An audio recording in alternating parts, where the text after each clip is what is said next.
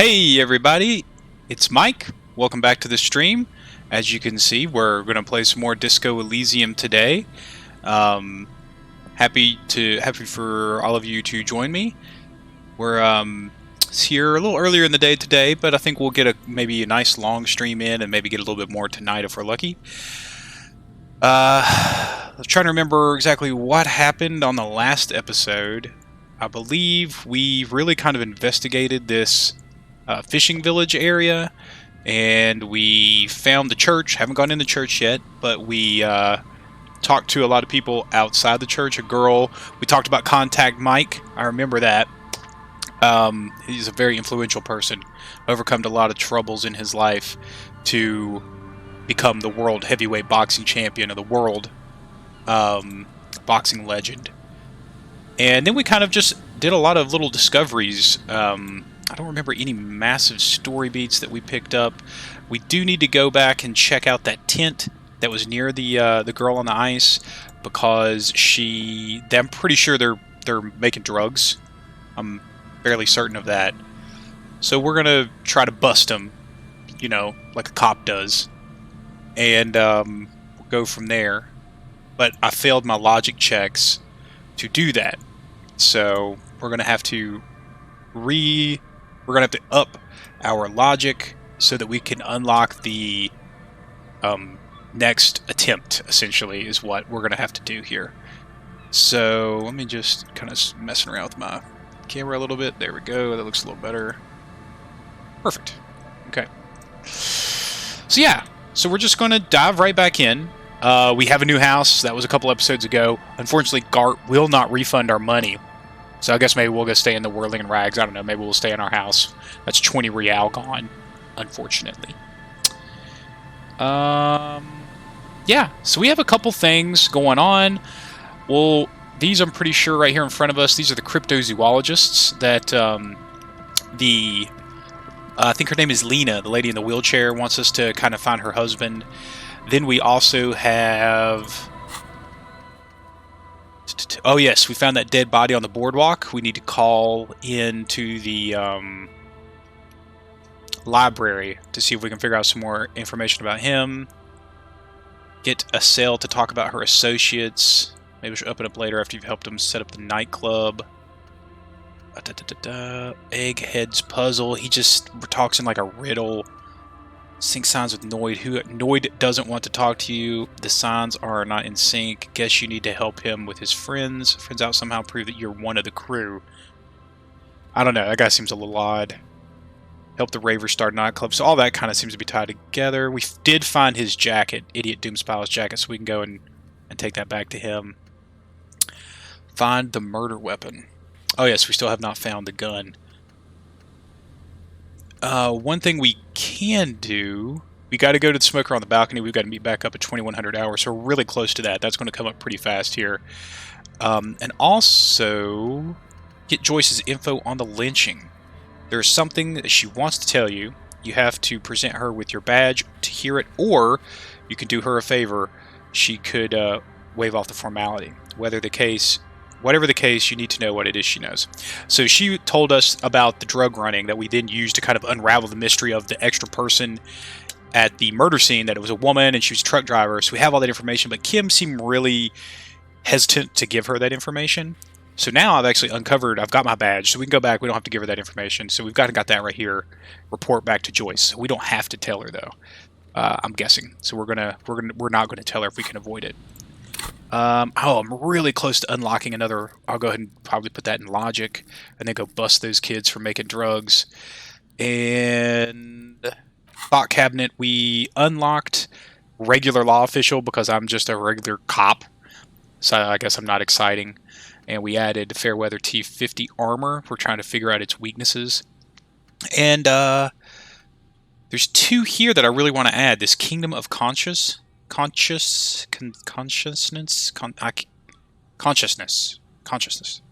I'd like to do this one, and of course we need to research Contact Mike. I mean, he seems like he really influenced me as when I was younger, when Harrier was younger, and so we definitely probably should add those two.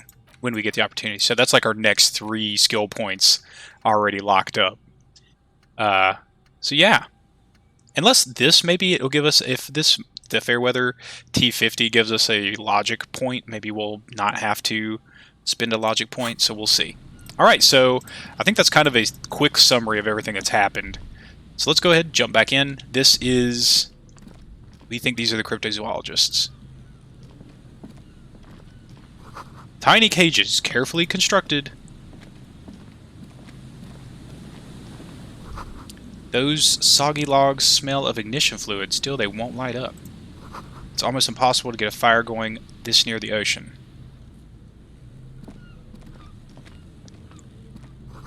These heavy military blockades are riddled with bullet holes, crumbling. Interesting. Interesting. So yeah, those must be left over from the war, or the invasion, I guess. Alright.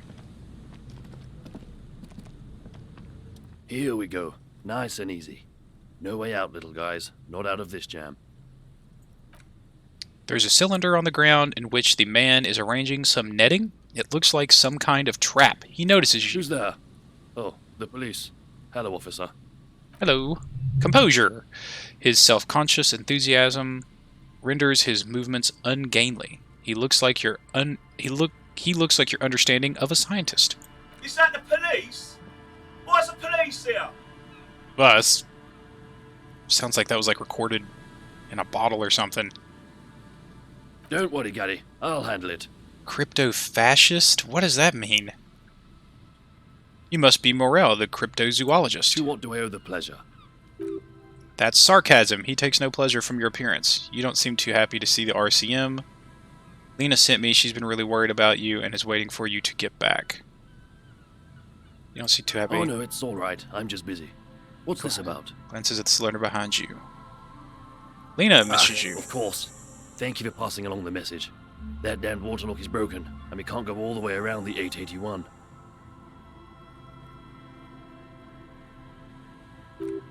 The 881 is a raised motorway that separates Martinez from Jamrock. The labyrinth of streets underneath it makes it difficult to pass, not like walking over a nice water lock. Yeah, that was me. I broke the water lock with my motor carriage, but it's fixed now. You can go back. The water lock's been fixed. It was fine when I crossed it. Let's just tell him the story. You broke the water lock with the motor carriage? But there was a billboard in the canal. Not a vehicle, it said Samaran Butter. No, see, I jumped over the canal in my motor carriage, tearing through the Samaran Butter sign, which fell into the canal, blocking the gate I used to pawn shop as a launch ramp. I guess you're right. It was really the sign's fault. Anyway, you can go back now. Why? He spreads his arm in disbelief. Because I needed to drive into the ocean. Because I'm insane. It was an experiment to gauge the Cupre's 40's aerial performance. I'm sorry, I don't know. Did he say we can go back now? Yes, Gary, we can go soon. If you see Lena, tell her I won't be long. Okay. Sir, your wife is waiting for you. I just have to do one more round. See if the phasmid has taken the bait. Then we're going. He fastens a bit of netting that has come loose in the wind. Interfacing. His hands are large and weather-worn, but also used to delicate, precise work. Tell me about this phasmid you're looking for. Tell me more about these traps. Lena seems pretty eager for you to return. How did you become a cryptozoologist? Alright, let's just start at the top. Tell me about the phasmid. Well, first of all, it's damn difficult to find, which is why we've been knee-deep in the reeds lying traps for it. What makes it so difficult to find? Good question. Being a phasmid of the order of Phantasmodea, a ghost insect, it disguises itself as plant matter. In this case, the reeds. He looks around. Awful lot of reeds around, aren't there?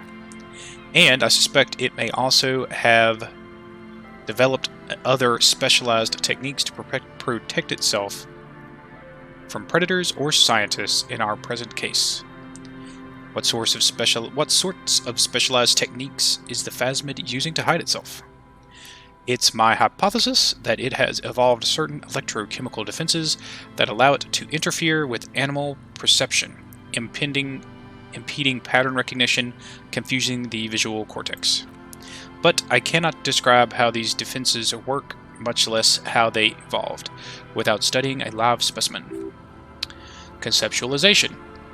A ghost insect, he said. These people are looking for a ghost. Ghost insects, so you're ghost hunters. No, that is precisely what we're not. We are zoological specialists looking for an extant species of phasmid. How big is this phasmid? I'm expecting it to be quite giant. One known species of phasmid, called the Megaphasmidea zahunis, is the size of a grown man's forearm. It's pretty big. He leaves the conclusion up to you. Why are you so interested in this stick bug? Aren't there more sensational animals out there? He flashes you a sideways smile, typical rookie assumption. Insects are much more sophisticated creatures than those unversed in zoology give them credit for.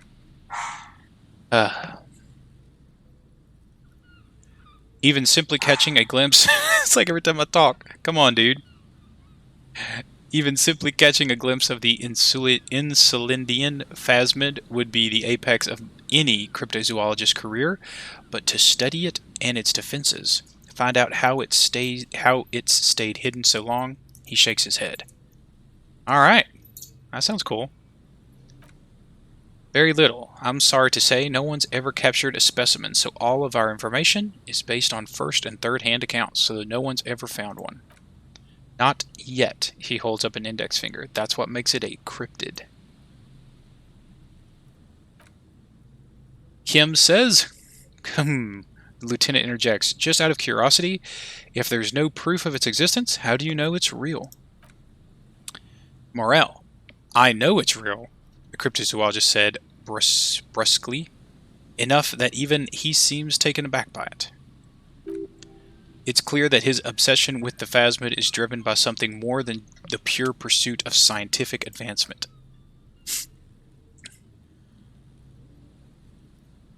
Morel, by which I mean, he says, gathering himself, I've heard enough first-hand accounts to believe quite firmly that the Insulindian phasmid is more than mere superstition.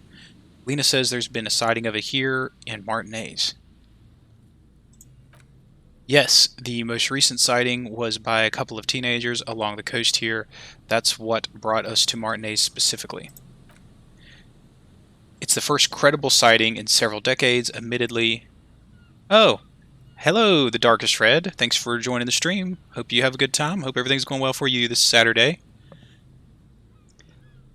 It's the first credible sighting in several decades. Admittedly, it's an unusual location for this species, but with all this sewage runoff upstream, it probably doesn't matter much anymore. Maybe the Insulindian phasmid has died out. The cryptozoologist shakes his head vigorously. I have to resist the thought. Such an extraordinary creature is doubtlessly highly resilient. After all, it's generally thought of to be capable of parthenogenesis. Encyclopedia. He means asexual reproduction. The females of the species don't need to mate to produce viable eggs. This makes it easier for a species with a small population to survive. Pretty clever. Females reproducing without males. A travesty, a crime against passion and common sense. This arouses no special feeling in me. That's pretty clever. Yes, the Insulindian phasmid is a very clever insect. That's why it's so damn difficult to catch. But as a scientist, I try my best to remain dispassionate. Tell me about these traps. Well, he points to the cage of mesh and wiring on the ground. They may not look impressive, but Lena designed them quite cleverly, so I'm sure they'll do the trick. Lena designed the traps? Yes, he says with some pride. How do the traps work? Simple. Attracted by the locusts, the phasmid crawls down the funnel, and having eaten its fill, can't get back out. At least that's the intention. The net isn't a perfect solution, but we don't want to use anything that might damage the specimen's delicate exoskeleton. What are you using as bait? Locusts. He gestures towards the trap. Nearly all known phasmids are herbivores, of course, but we've hypothesized that the Insulindian phasmid might occasionally prey on other insects. Perception, sight. Inside the traps, a number of locusts crawl and tumble over one another in a tiny, chittering swarm. Logic. A meat-eating stick insect. Does it pretend to be the reeds as part of its ambush behavior? This seems unlikely. Carnivorous stick insect seems unlikely. Thank you for your opinion. We have also included plant material in the traps to satiate your skepticism. What will you do if these traps don't work? They'll work, I assure you. The predatory hypothesis, using locusts as bait, accounts for the failure of previous efforts by other teams which used plants. We have given this some thought. Interfacing. The traps do seem to be deftly and thoughtfully constructed. It's clear the cryptozoologist's wife knows what she's doing. Let me ask you about something else. Lena seems pretty eager for you to return. And I'm eager to return to her, I assure you, but I can't leave before we've finished with the traps. He looks south, where Lena would be. My wife understands it just as well as anyone. Gary the crypto-fascist. Come on, Morel, we've been soaking out here for days. It's time to go back. Morel. And leave the traps? Absolutely not, he yells in response. I won't let Lena down. Come on, she wants us back. I'm soaked up to my nuts over here. We'll both catch reed crabs if we don't dry out soon. I didn't know Phasmid was so important to Lena. Oh, we got a thought cabinet coming. Of course it's important to her. She's seen it. A verified sighting on record. One of only 4 this century, and it's hers. She's seen it? Really? She sighted the Phasmid? She didn't tell me that. Yes, that's how we first came to know one another, in fact. But that's her story to tell, not mine. He coughs, then continues. Suffice to say, it's long been our dream to find proof of the Insulindian Phasmid together. I can't abandon course now. Another cough into his fist this time. Maybe you could go back to the whirling warm-up, come back out here to check the traps later. You should just give up on this big bug hunt. Okay, I understand. I don't give up on things either. You should go back and warm up and then come back. No. The traps need to be monitored on a regular schedule.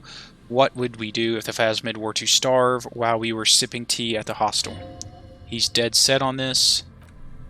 Interfacing. I could go for some trap setting. What if we check the traps for you?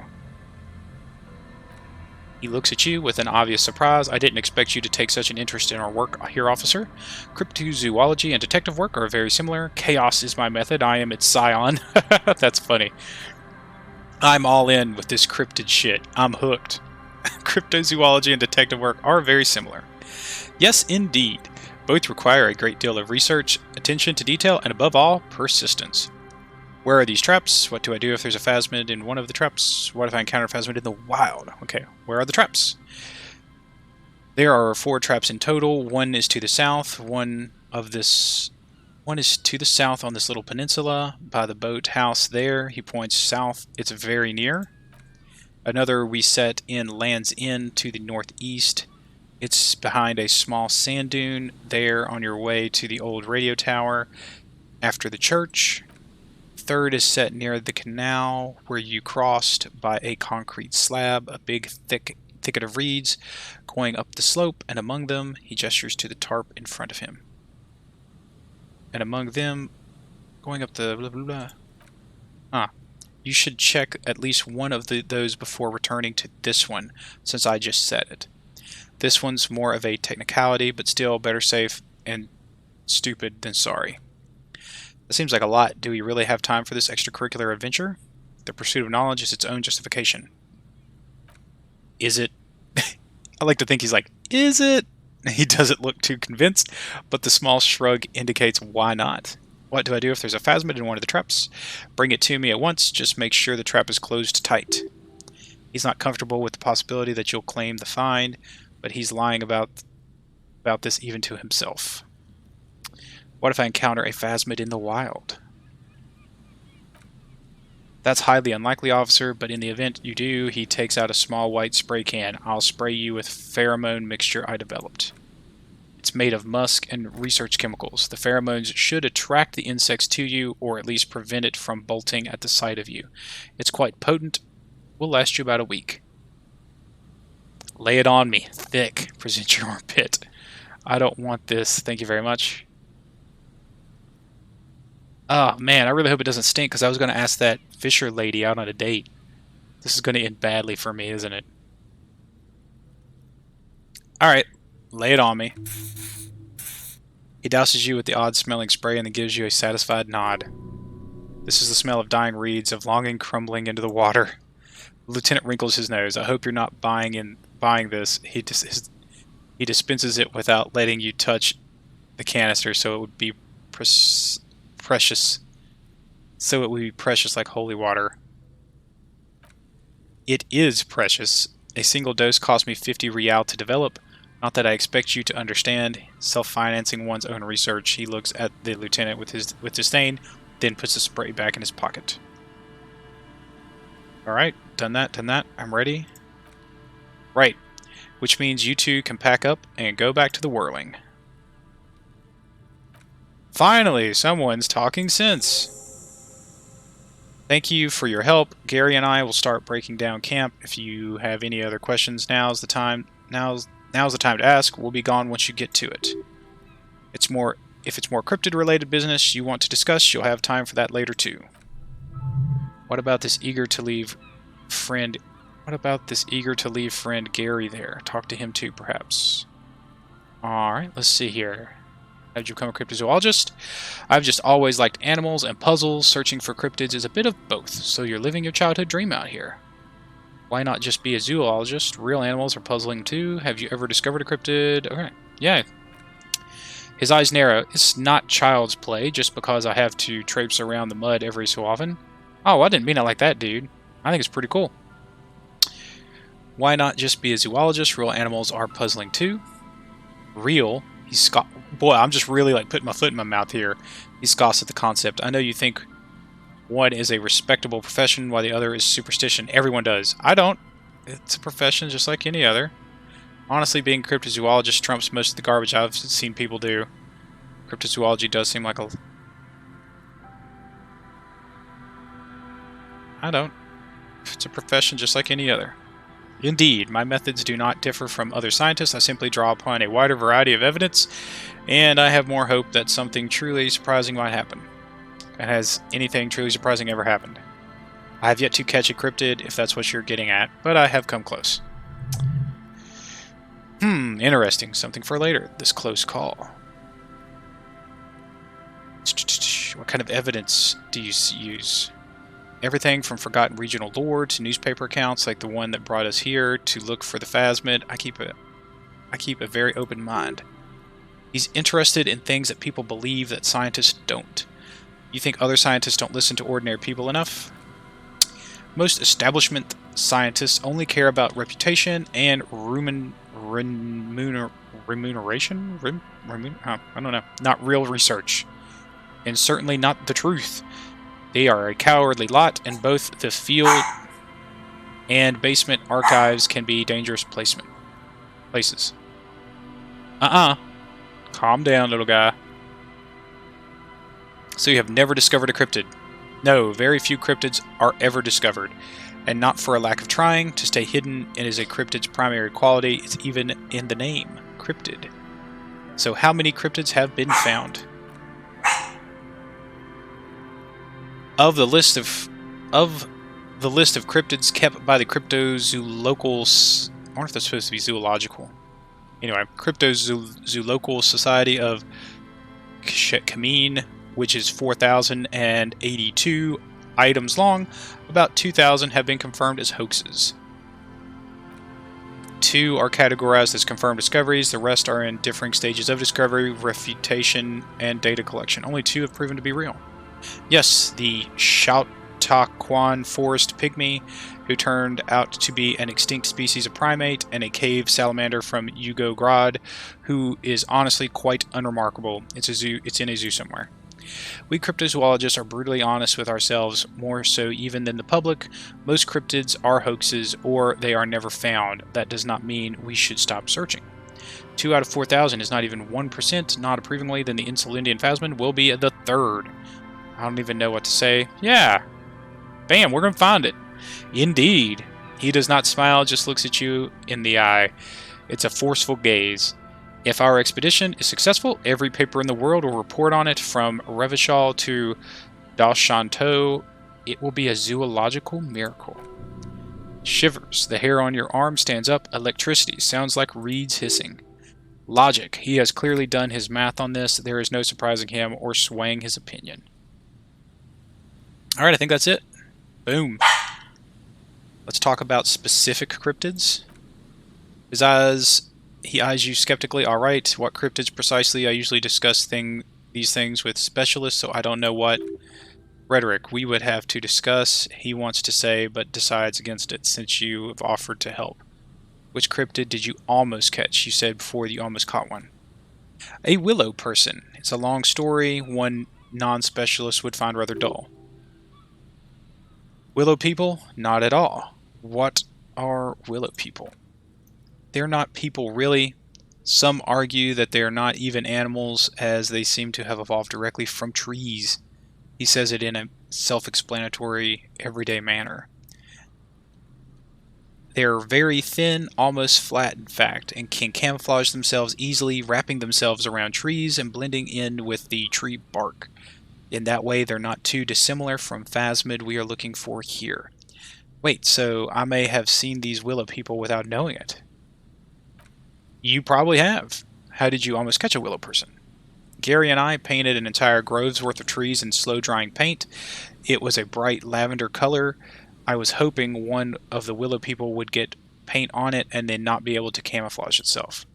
After waiting and hiding for hours, I saw a figure slip from one of the trees, a lavender shadow dashing through the grove. And then I chased it with a net, not very elegant, but you can't be elegant in the field, and well, it was faster than me. A lavender shadow, he smirks. Kim, he is very skeptical. Morel says, I know you think we were snacking on funny mushrooms. It's easier to mock someone than to admit that the world might be more interesting than you've imagined. Furthermore, he raises his finger. I am not saying it was a confirmed sighting. I'm painfully aware of what goes into verifying such things. There is a serious possibility that I saw a squirrel or a trick of the light. I am my own harshest critic. Rhetoric. He makes it a real point there to sound falsifiable and lead a signing of the phasmid, that is. Confirmed, he replies quickly. It's 100% verified and meets all the standards of an authentic cryptid sighting. Just tell me about a cool cryptid. Any cryptid. No offense, officer, but I'm not much of a pedagogue. I don't know what I would have done if Lena hadn't persuaded me to go back to field research. You should ask her if you want interesting stories. Me, I'm not a people's person unless you haven't noticed, and I don't make a good lecturer. My strength lies in fieldwork and persistence. He brushes an errant strand of hair from his eye. Enough tales then, let's change the subject. Alright, I think that's it. Boom, let's go talk to your... Oh, yeah, we've got a thought cabinet. Fairweather T500. Remember that weakness you were looking for in the ceramic armor? Like maybe it can only stop small fast projectiles, but a large slow-moving pry bar would shatter it? Or if I run an electrical current through it, maybe it will melt? Or, personal favorite, frequency something something radio weapon? None of that would work. You need to shoot the part of the enemy that doesn't have the Fairweather T500 on it, because the armor itself is invulnerable. Good news is, so are the armor pieces on you. +2 to hand-eye coordination against enemies in FT500 armor. Oh, that's good. I'll take it. Alright, so now the question is, do we go ahead and start another thought cabinet, or level up our logic to go bust those punks? I think we're going to do that.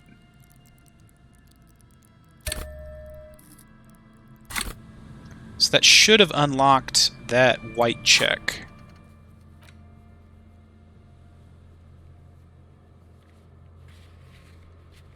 Where is it? Where is it?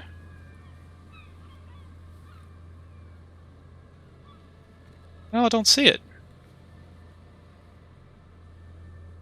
Oh, I think it's right there. Yeah, that's it. Coming for you, hooligans. I've got my +2 logic hat on.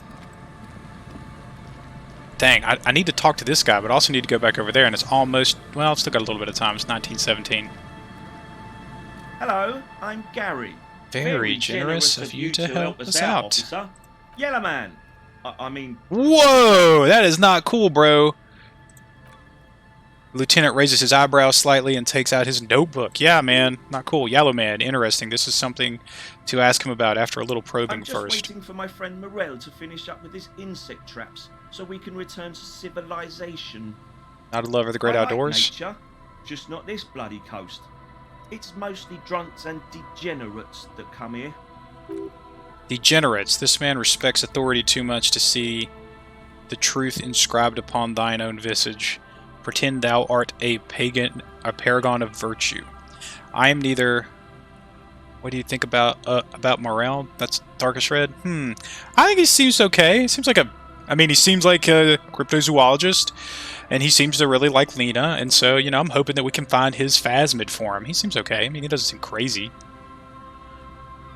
Seems like an okay guy. This guy though, not cool, man. Don't talk bad to Kim.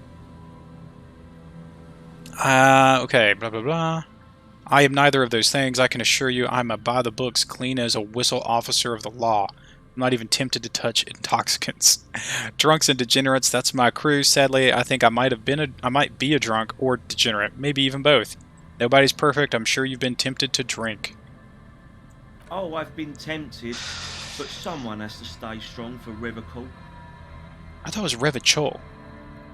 His gaze shifts to the pile of soggy logs at his feet. He pronounces Revachol with the hard K, unlike other people. Look, I caught him. You said Revachol. Do you know anything about the man hanged, blah, blah, blah? Okay, let's catch him on that. I like to pronounce it the hard way, the old way, the vespertine way. He nods solemnly. The stupid way. It's a secret rite, a very fringe nationalist handshake, probably. Do you know anything about the man hanged behind the whirling rags? Oh, so that's what the RCM is in Martinez about. Great, he nods in sincere approval. Great to hear someone's finally taking care of that. So you do know something about it. No, he shakes his head emphatically, then corrects his tie. Nothing. He was some kind of mercenary, but everyone here knows that. I'm just glad to hear you're looking into it, that's all. Composure. He's not feeling very comfy in his clothes, is he? Strange. He didn't kill him or anything, but there's something going on here. Is this your mug? My mug? Why would you think that? You said yellow man. That's not something many people go around saying. It seemed as if you were calling to it lovingly when you said yellow man. Yeah. Really? I hear it all the time. All in jest, of course. No offense meant to anyone. Still, seems suspicious. Did I mention the mug was found at the scene of the lynching? Okay, I admit it. I threw the mug away. Oh, we got him! Dang, it was you! Okay, I admit it. I threw the mug away in the trash container behind the hostel. I know I shouldn't have, and I'm very sorry, officer. You're not going to find me, are you? Oh, rip out of oh, I can't. I can totally. Oh, I can find him. I don't really need to find him. I really just want information. I am rip out a fine slip. Dang, what to do. Information is, the real currency in this game. Especially now that I have a place to live. I want information. Whoo! He's visibly relieved. Thank you. You won't regret this. I won't use another man's property to dump my garbage ever again. I don't know what got into me, really. Work has been stressful lately. Damn Kojoko's price dumping us out of competition. What did you do, Gary? Nothing. Just answering some questions, helping out the law. How did you get into that trash container?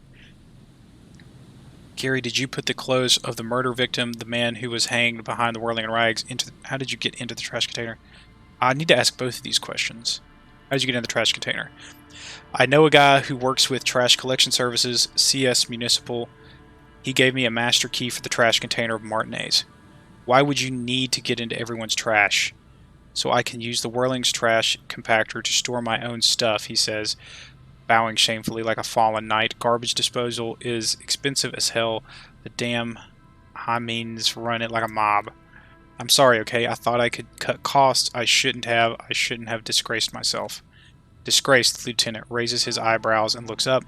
No need for the histrionics, sir. It was, after all, just a trash container.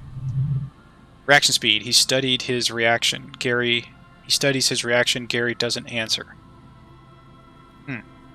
Gary, did you put the clothes in the container? Officer, please. He raises both hands. Let me explain. It's not like that. Do explain. I was only cleaning up. I live right across the yard from where he was hanged, and I saw him stripped naked, all the clothes lying around in the yard, smelling people or animals, you know. Yes. Okay. Okay, then what happened? Then I came out to clean up the rags because no one else would. I put them in the whirling's trash along with a broken mug. Admittedly, he changed his mind mid-sentence. Okay, I was coming to throw the mug away, and well, I threw the mug there and the clothes too. Right, it was just civic duty, the lieutenant remarks drawly. Exactly, that's exactly what it was, civic duty. What was that sound? Perception, hearing. Oh, I guess maybe that's what I heard. As he shifts uncomfortably, a series of clicks like the clinking of glass beads against one another as they roll across a hardwood floor. You've heard this sound before, but where? What's that strange sound? You wouldn't know anything about the victim's missing armor, would you? What's that strange sound? What sound? That clinking I just heard when you moved.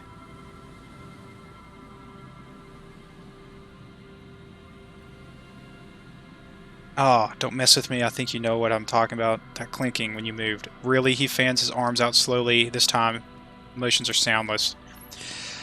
There's lots of weird stuff out here in the reeds, though. Insects, trash, could be the wind shifting some garbage nearby. Shivers. Every day the wind shifts the reeds and whatever was left in them. Tambourines, condom wrappers, plastic, and glass bottles. The smell of decay. This guy's got armor. The sound you heard was not the sound of something easily abandoned. What's that strange sound? You know what I'm talking about? I haven't the slightest. There's a lot of weird stuff out here. Blah, blah, blah. Okay, pretty much came with the same answer. You wouldn't know anything about the victim's missing armor, would you? Armor? No. He changes his mind. I mean, yes, of course, I know he was wearing armor, but I don't know anything about it. The Darkest Red says, man, I didn't get that perception sound check. Nice. Yeah, that was pretty cool. I think this guy's got a piece of armor on him. Drama. An infant could see he's not telling the truth, but he's too scared to admit more wrongdoing. Composure. There's something going on here. You should observe him more closely after this topic is concluded. Let's move on for now. I hope I could help you investigate in my small way. He's visibly relieved it's over. Composure legendary. Why he's shifting around like that? Analyze Gary's composure. Ugh.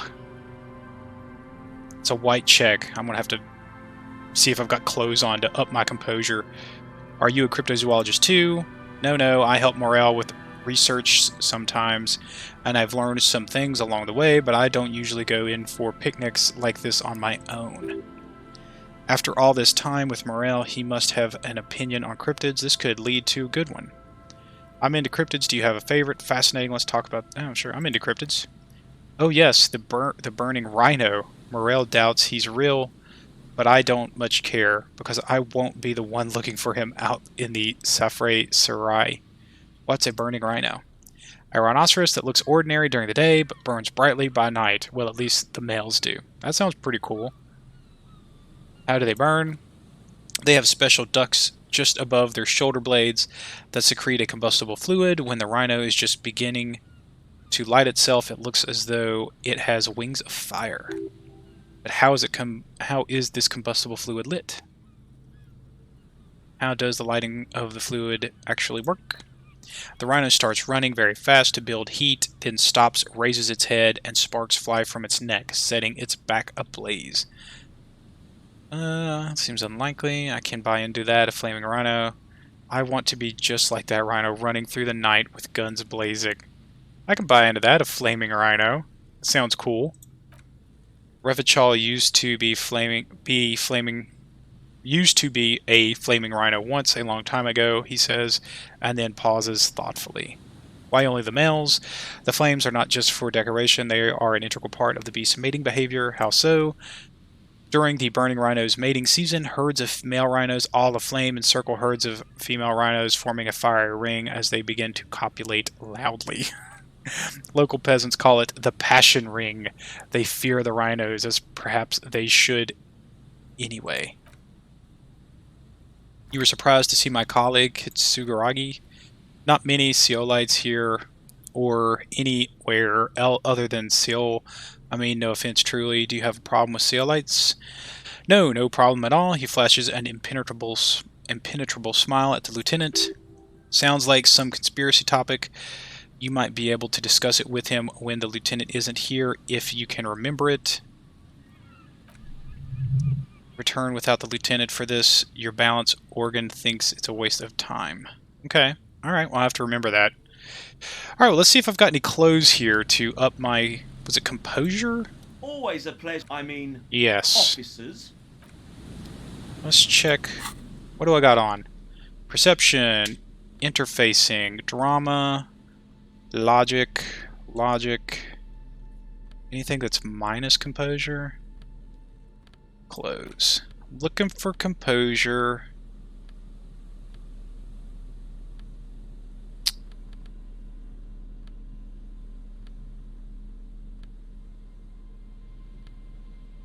-1 to composure. Don't want that.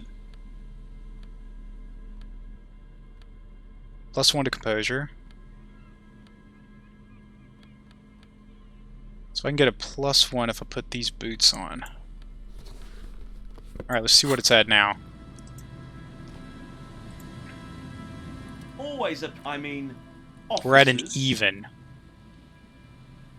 Okay, let's go for it. Dang it! Gary, you cross-dressing by any chance? Are those prayer beads I keep hearing? Are you currently sporting some prayer beads? Dang it, now I know where my next point has to go. Alright. I know he's got armor. Dang it!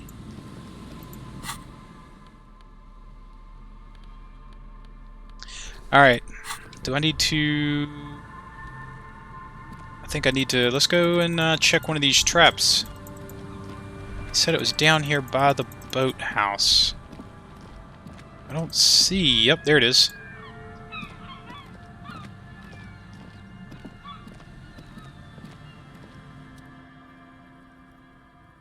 There's a trap in the reeds at your feet. Looks like the same one you saw Morel set before. Same mesh, same wiring. Look around. Behind you, the ruins of a residential building loom over the reeds. They whisper amongst themselves confidentially. Snowflakes cling to the shivering stems. When this district was booming, the reeds were kept at bay. Nothing obscured the freshly painted facades. Nowhere for drunks and adventurers, teenagers to hide. Now only the wind blows. Reach for the trap. Locusts are crawling around on the trap. Confused but uneaten, you see no carnivorous reed phasma gorging on them. Big surprise, the lieutenant grins mirthlessly. Anyway, 1 down, 3 to go. Damn, I was hoping it would be in the first one. No need to grin. I'm not expecting to find anything. I'm helping some citizen and getting some fresh air. It'll be in the next one, surely. Surely, he repeats and looks at the sea. Then, as you're putting the trap back on the ground, anyway, the air is nice and fresh here. Look around. Behind you, the ruins of the residential building.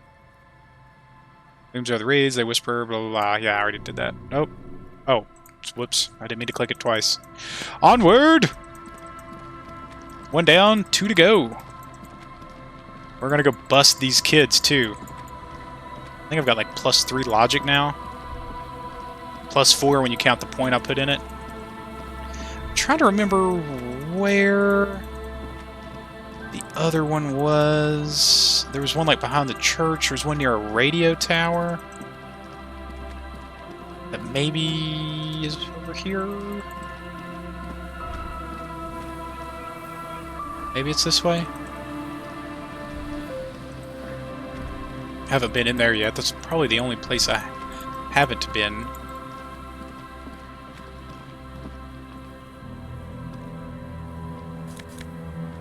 Rhetoric and empathy.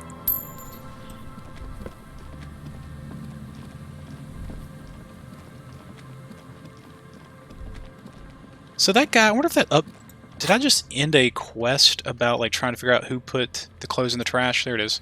Analyze Gary's composure to find out if he's hiding something more. The victim's clothes were in the trash container out back, neatly folded. Who could have put them there? Who else is... Okay, yeah, so I gotta go back to... Gary. Analyze Gary's composure. Oh, that's Gary. That's the... Okay, so I just extended... that quest. That's the guy, Gary. I thought they said Gart for a minute. I was like, why would Gart have anything to do with this? Alright. Familiar apparatus. Boba. Calm down, buddy. Familiar apparatus lies amongst the reed. Another one of Morel's traps, weighed down by a stone to keep it in place. Look around. Whoops, I didn't mean to do that. The trap is also full of panic locusts. No sign of cryptozoologist, just beast inside. Another empty trap. The lieutenant takes a note. More out of habit than duty. Let's keep going. The next one is the lucky one. How are you enjoying the cardio, Lieutenant? I'm quite enjoying it myself. I want to make it clear that I don't actually believe the phasmid exists. Say nothing, just put... Okay. Next one's lucky. Look around. Kim says, yep, the next one has a crab trapped in it. He raised his collar. It's windy. These are just crab traps. You do realize. These reeds shake sadly in the coastal breeze. Snow specks the stalks. Most of it melts quickly, relinquishing form to darkness. The wind picks up here near the cape's end, surrounding the narrow strip of land from 3 cardinal directions. It's cold for this time of year. Is there anything else up here before I head back? There's a rock. Oh yes, this is like the radio tower thing. Cigarette butts cleaned away under a rock. Brand. Oh, I don't know what that said. Trimmed something. Some brand. Someone's made a campfire here not long ago. A rusted broken control box for the radio relay tower. Ooh, a tie. Tiny inlets there off in the far distance where the post trailed toward. Huh. This ladder is too rusty to climb. The sea air has eaten away at it. This relay tower coordinates boat traffic.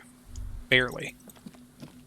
Alright, let's go check the last trap, which I think was way back at the beginning, and then we're going to go bust the teenagers for trying to make drugs. Drugs! Because I'm not a cool cop. I'm just a regular cop. We should go in there at some point, too. I need to keep that on the list of things to do. And we still got to go in the church. But I think it probably is going to be a tomorrow project, because we're going to end up heading back to the... Where are we going? We're going to go back to the apartment complex at 2100 hours. I wonder if it'll just warp me there, if I'm going to have to walk back up there. Oh, nope, this way. Oh, those kids still just playing in the street, huh?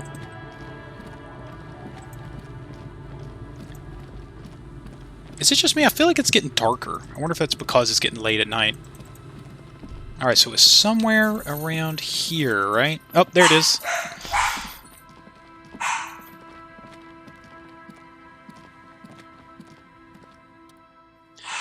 This trap's not too hard to spot once you know what to look for. Keeping it hidden has not been a priority of the cryptozoologist. Look around. The reeds bend forlornly toward the sand. Snow covers the broken stalks like a shroud, and they shimmer ghostly into the darkness.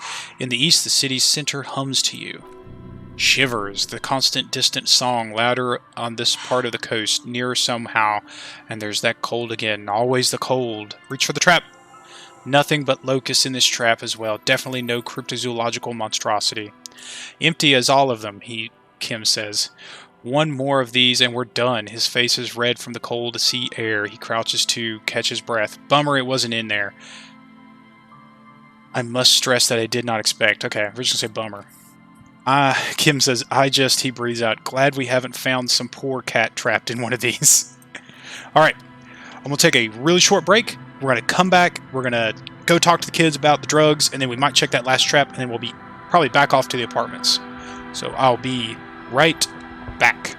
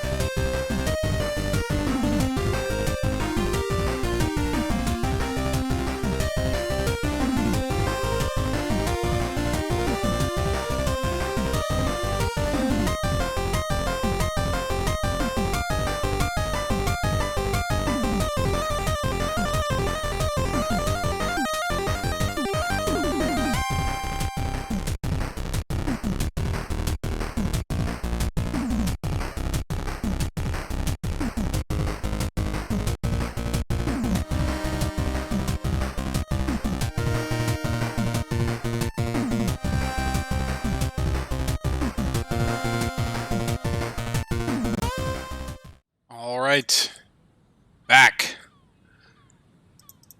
Thanks for sticking around through that short break. Onward. Onward to stop illegal drug manufacturing. Do I want to put this on? Authority. What does, in case I need authority, it's going to drop composure. Let's put some boots on. Ooh, what did that do? Why did that make that sound?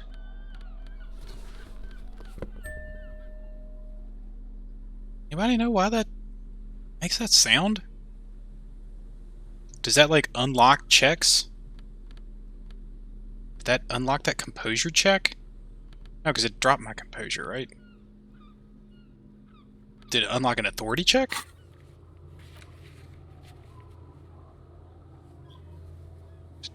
Do I have authority? Titus. I have very low authority.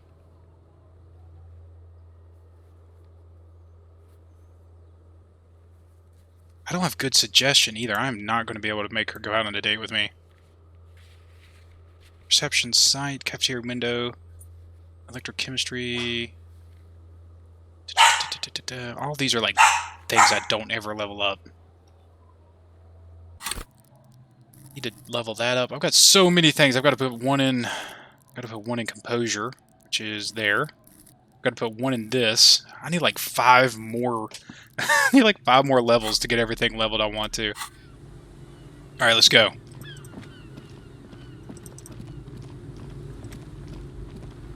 How authoritative am I?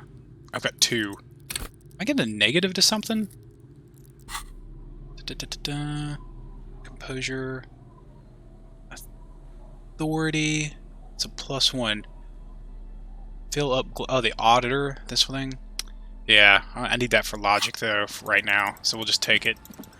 So I think I've got like a pretty big bonus. I think I got a pretty big bonus to logic. I should have like +3.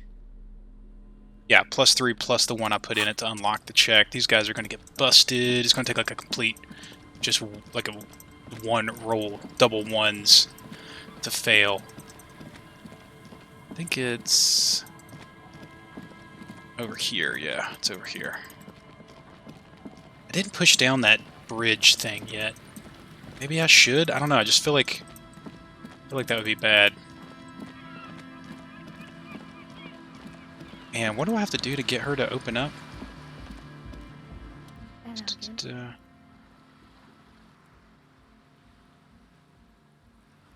said eating me, there's nothing eating me, the order.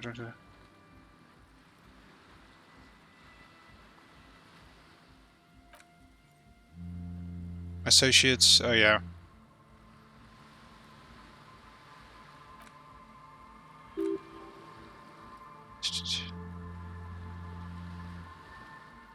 Okay. Alright, here we go. Inside.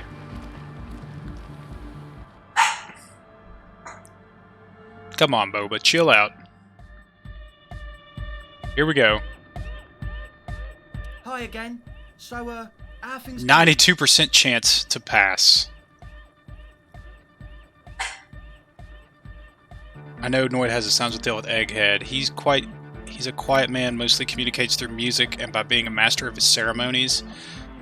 What is a master of ceremonies? You know, a host, a declaimer of slogans. He's a performer, gets the people going. Interesting, sire. A bit like you, then, an MC for short. How do you communicate with him? Well, he shrugs. He's just kinda here. I don't really know how to communicate with him. Have you ever really talked to him? Yeah, sometimes when I stumble and find my way into his center. You have to hear a lot of hardcore to the mega first, though.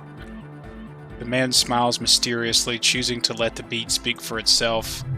I get it. He's a puzzle. Alright, here we go. 92% chance for success. Please don't fail. Please don't fail. Success! Oh, I rolled double 6s! Didn't even need all that other crap! A number of things don't add up. Let's take a look. How about gather around, kids? Okay, kids, now gather around. Noid, the young speed freak, puts down a busted capacitor and looks at you. Egghead, the one with the large head, seems very enthusiastic about whatever you have planned. Andre, the would-be leader, is less amused. Sometime in the past, I'm not sure when and where, but betrayal was involved. I fell sick and became the shadow you see now. But before that, I have reason to believe I was a police detective. I was a police defective. I got bad news for you, Andre. Things don't add up. I got bad news for you, Andre. Things don't add up. What things? You're sober. Was it hard for you to keep sober for this meeting? This isn't the makings of a club. It's a tent full of laboratory equipment for manufacturing drugs. I have no idea how you arrived at that conclusion, but it's wrong. Look, we even have speakers. He points to the speaker. Perception, sight, trivial success. One speaker. They have one speaker. Where is his friend? Did he lose his friend? You have no headphones. Wouldn't a cell need her headphones to spin tape? The Nosfid is here for active ingredient, the distilled water. I'm hoping I can, go through all of this. Where's his friend? Did he lose his friend? What do you mean? It's the other speaker. You have only one. It's a one-speaker system. It's monodynamic. You wouldn't know the first thing about sound reproduction in anodic music. Other Other speaker. Pfft. This may be brain damage talking, but you've definitely never heard of monodynamic or one-speaker systems. You have no headphones. Witness Cell need her headphones to spin tape. What do you know about spinning tape? Nothing. I know you pawned them, likely for lab equipment and drug ingredients. I'm sorry, but there is no lab equipment and no drug ingredients. The nose fed is here for the active ingredient. He said it was for his nose. What more do you want? Likely pseudoephedrine, almost exactly the shape of ephedrine. Ephedrine makes you happy, and so does pseudoephedrine. It's the distilled water, cornerstone of a clean lab, and of all cellular-based life. What's your point, Lawbringer? Ethyl here, the ethyl ether from Copris Laang, a solvent good for getting acting agent out of a solution. Make up your mind. First it's the sweat, then it's the ether. He smiles nervously. There's no need for me to pile on anymore, is there? No shit, he sounds tired. You're sober. Was it hard for you to keep sober for this meeting? In short, you tried to use a police detective to set up a drug lab. He waves his hand. Come on, that's punishable by summary execution. Preposterous, against the law. I mean, I meant to say not true. You're sober. Was it hard for you to keep sober for this meeting? We don't need drugs to be hardcore. Shut the fuck up, Egg. Maybe not today, Egg, but you need drugs to get through the day when you're not expecting me. Climb down from the equestrian monument, cop man. Consciousness is new to the universe. We all have our ways to ease the shock. Bottom line is, I know. What exactly is it you know? He sounds confrontational. So what are we going to do with you? What do you mean? We do this the lawman style. First you tell me everything, then I pass judgment. You tell me what's really going on and we'll work from there. I can be lenient. I don't really care. I just wanted to crack the case. Do what you want and I'll do what I want. You tell me what's really going on and we'll work from there. I can be lenient. First you tell me everything, then I'll pass judgment. Or else, there is an audible clank as he lets a wrench drop into his toolbox. Or else I'll call back up and haul you all off to the pen for starters. Or my cut will be 100%. Haven't you heard? I'm the dirtiest cop this side of the river. We'll see. Now speak. I'm probably going to get killed. Good thing I've got my armor on. He thinks for a moment, then opens his mouth, but closes it again, then finally raises his hands. Things are just way too hard for an entrepreneur in the city. It's not like we're not going to turn the church into the wickedest club East Revachol. Because we are. We totally are. We just got to turn it into a speed lab first. You know, to get our foot in the door. And why did you need me? Like I told you, spooky assholes moved in while I was getting all the stuff together a month ago. The place was empty and now it's all spooked up.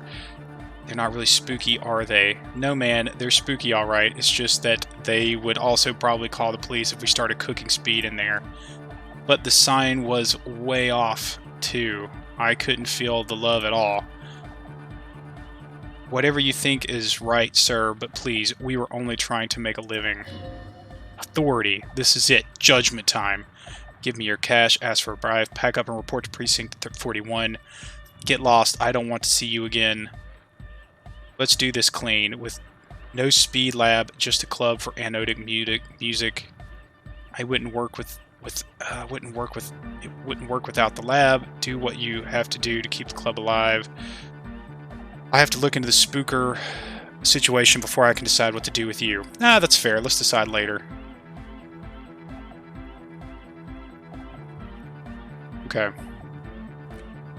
We can continue on an amiable path, right? No more misunderstanding, no more lies. He nods, smiling cautiously. Before you go, is there anything else you need?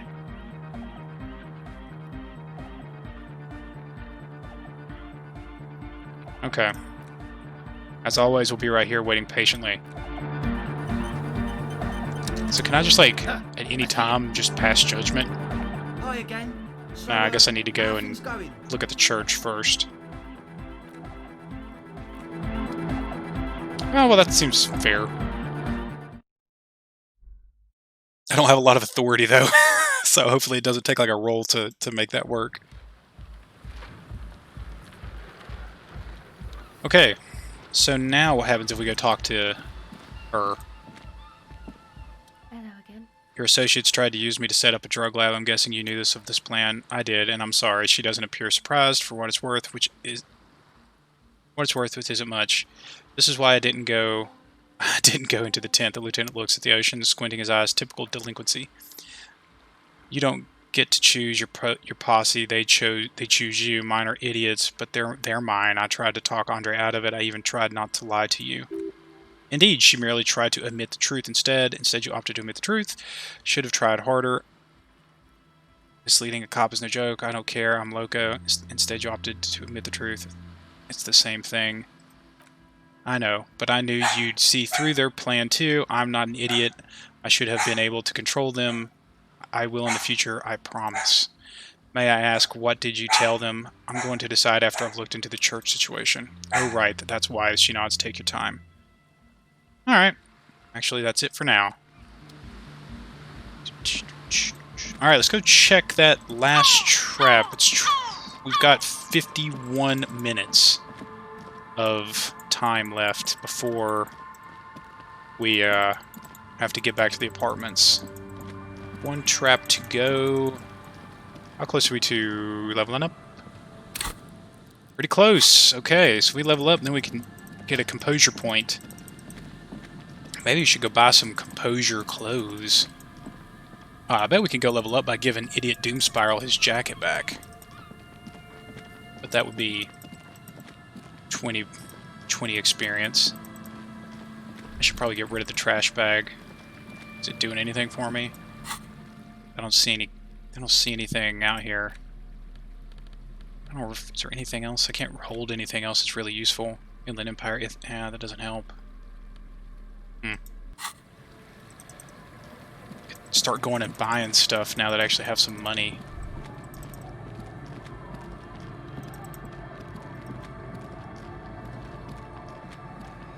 Here you go, buddy. Here's your jacket. Tequila sunset.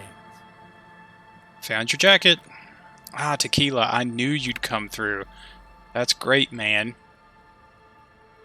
Found a little more than I bargained for. What's that supposed to mean? There's a dead body nearby. What's that got to do with my jacket? Probably nothing. It's a pretty freaky coincidence.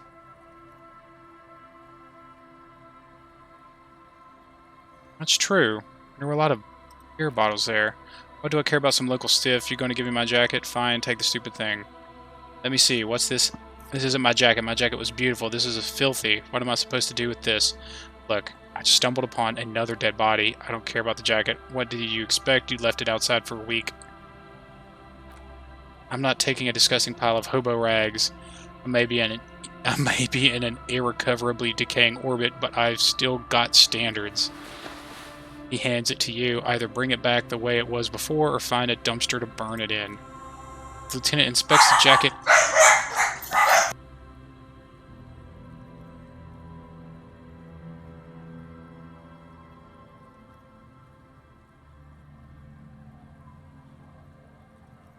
Huh, my dogs seem to have heard something. Let me go check on them real quick. I'll be right back.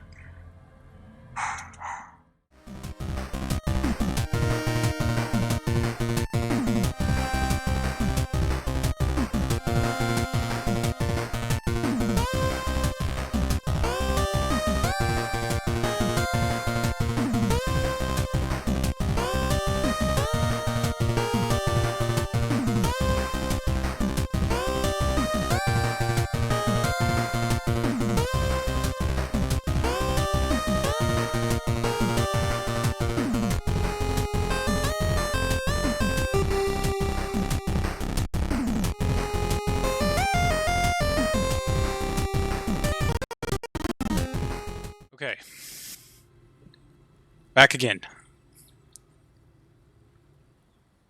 So, Kim says the lieutenant inspects the jacket in your hand. You know, despite the guano, it looks like the jacket itself is, excuse me, stain resistant. It may just need a good scrubbing. Want to hear the story of your name again? Oh, I know who cleans jackets. Wasn't this lady over here cleaning some stuff?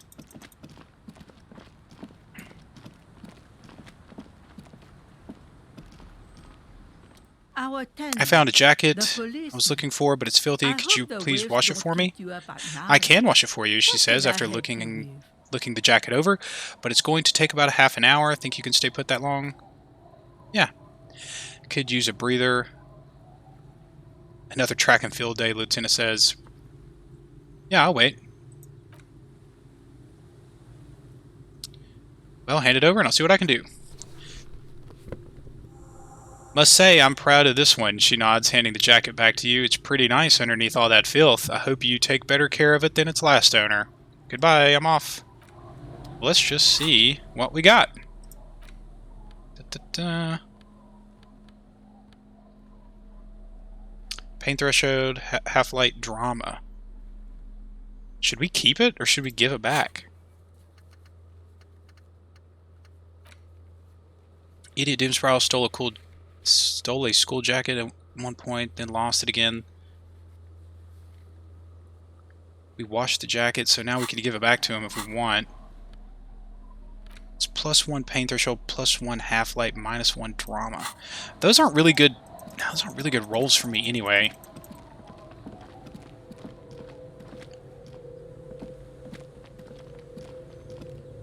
Tequila sunset. Okay, here's your jacket, freshly washed. Yeah, the one you handed me with Siegel. A look of consternation crosses the man's face. He looks at you, then his bottle, then back at you. What are you talking about, tequila?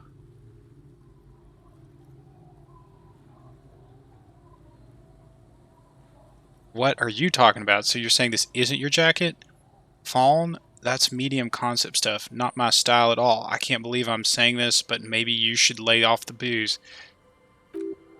It's become abundantly clear to you how this man managed to lose his keys, business, friends, and girlfriend. I'm calling it, it's neurological. Your loss. I'm keeping the jacket for myself. I went through some dark shit to get this for you. Take the jacket. Huh? He doesn't want it. I'll keep it. That shit's so medium concept I wouldn't touch it with a stick, but yeah, okay, I'm sure it looks great on you. Ah! I'm 5%, 5 experience short. Leave. Alright, let's go check that last trap. That'll probably... Ooh, Kim wants to talk to me. Sorry, Kim, we've got one more trap to check. And then we're gonna go back, okay? I promise. We're almost there. Oh, no, he wanted to talk? No. I'll talk to you. Yes?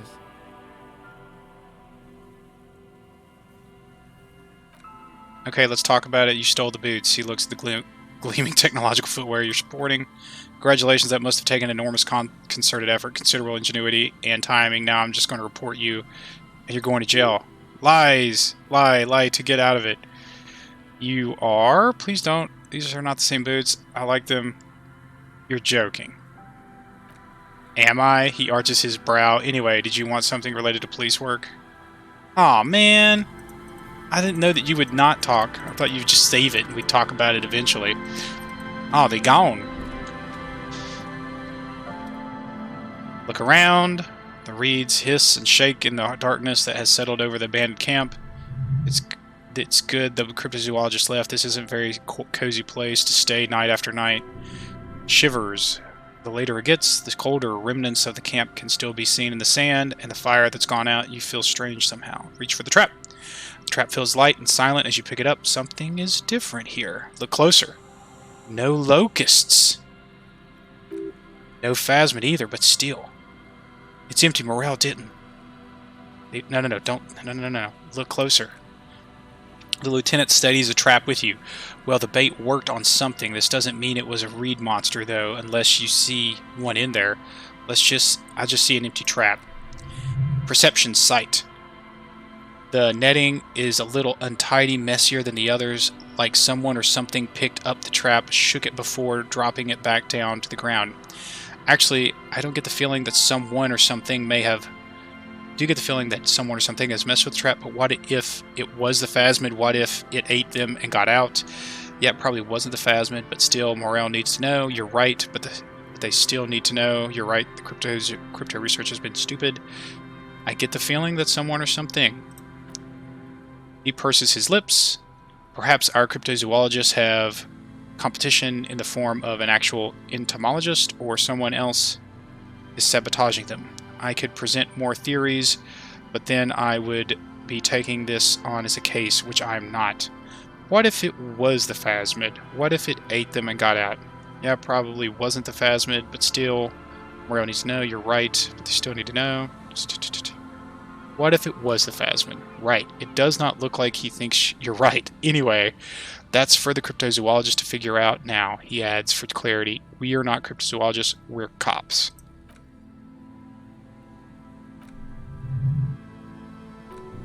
Leave. But what do we do? You've checked all the traps now, there's nothing else to do with the... Okay, so you just go tell him. Dang it! I was hoping that that would give us enough experience to level up, but we don't have enough. Alright. Let's head back to the apartments. It's almost time. Kim, you want to trigger that talk again, maybe? Feel bad that I missed it. I didn't know I could do that.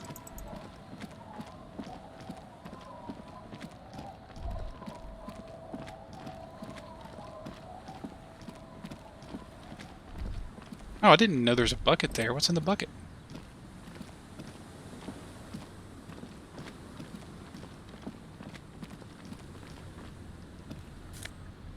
Oh, it's a bag. It's a bottle. Bottle I can put in my bag. Wait, those lights are on. Is there someone in there now? I don't see anything. Anything new? Boba, chill.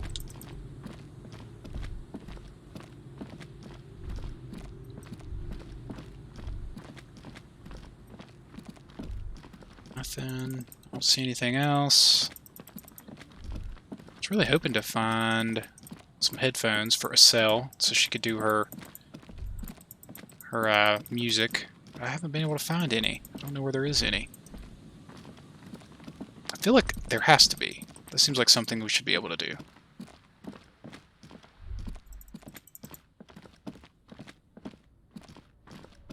I wonder if this little... I can buy this little toy in here. Now that I have a place to live, I can actually spend some money. I can't remember how much this boombox is. 12...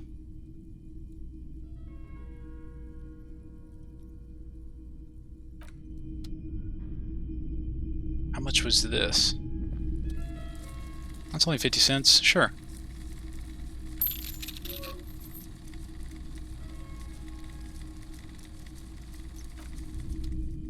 There was a shirt in here.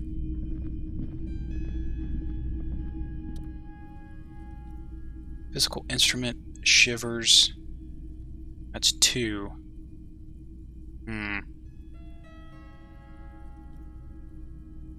I'm gonna wait. Kinda wanna get the boombox.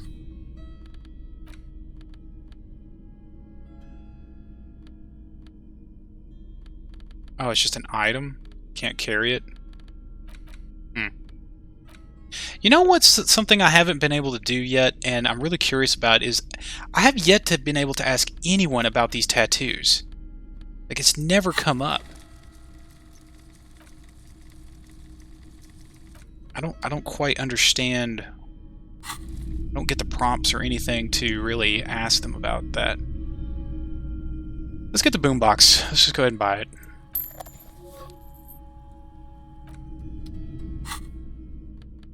Oh, it's actually a tool. That's cool. Oh, wow. Check that out. That's pretty neat. I'm probably going to need that money.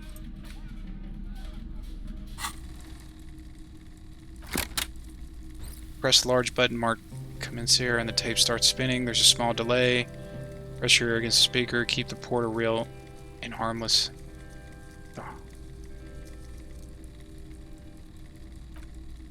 Then the organ starts playing, a simple melancholic tune echoing the hallway. A lone ringing voice joins in, telling you about the tiniest church in St. Sains, surrounded by an even tinier yard. You almost feel the seaside mist on your skin. It's mega sad. I click, then silence for a bit, then the tape stops running. Nothing to do with this right now. Remove the tape. Cool. That's pretty neat. I wonder if that's going to become relevant. Postcard. Yep. Okay, it's a 24-sided die. That's pretty cool. Postcard, postcard, postcard, spirits. Okay. Alright, well, that's interesting, I guess. Hope that was 12 real well spent. We will find out.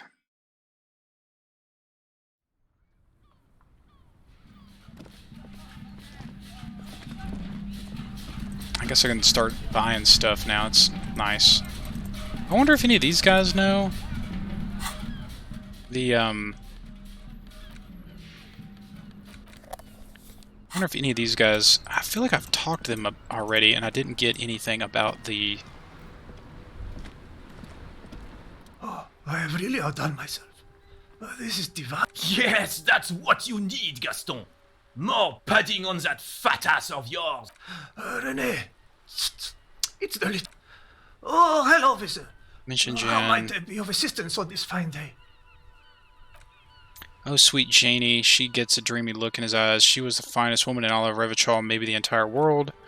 Do not defile her memory, Gaston. There's an almost imperceptibility, small tremble in his voice. Let her rest in peace. What happened to her? She died of pneumonia 2 winters ago. It was a quiet passage, peaceful. Renee and I were both by her bed when she passed. Died. He said he sharply fills the silence and adds, "No use sugarcoating it. Won't bring her back, will it?" Departed. His partner finishes his sentence, then chuckles until the very end. She couldn't decide between us. The most indecisive woman I've ever met.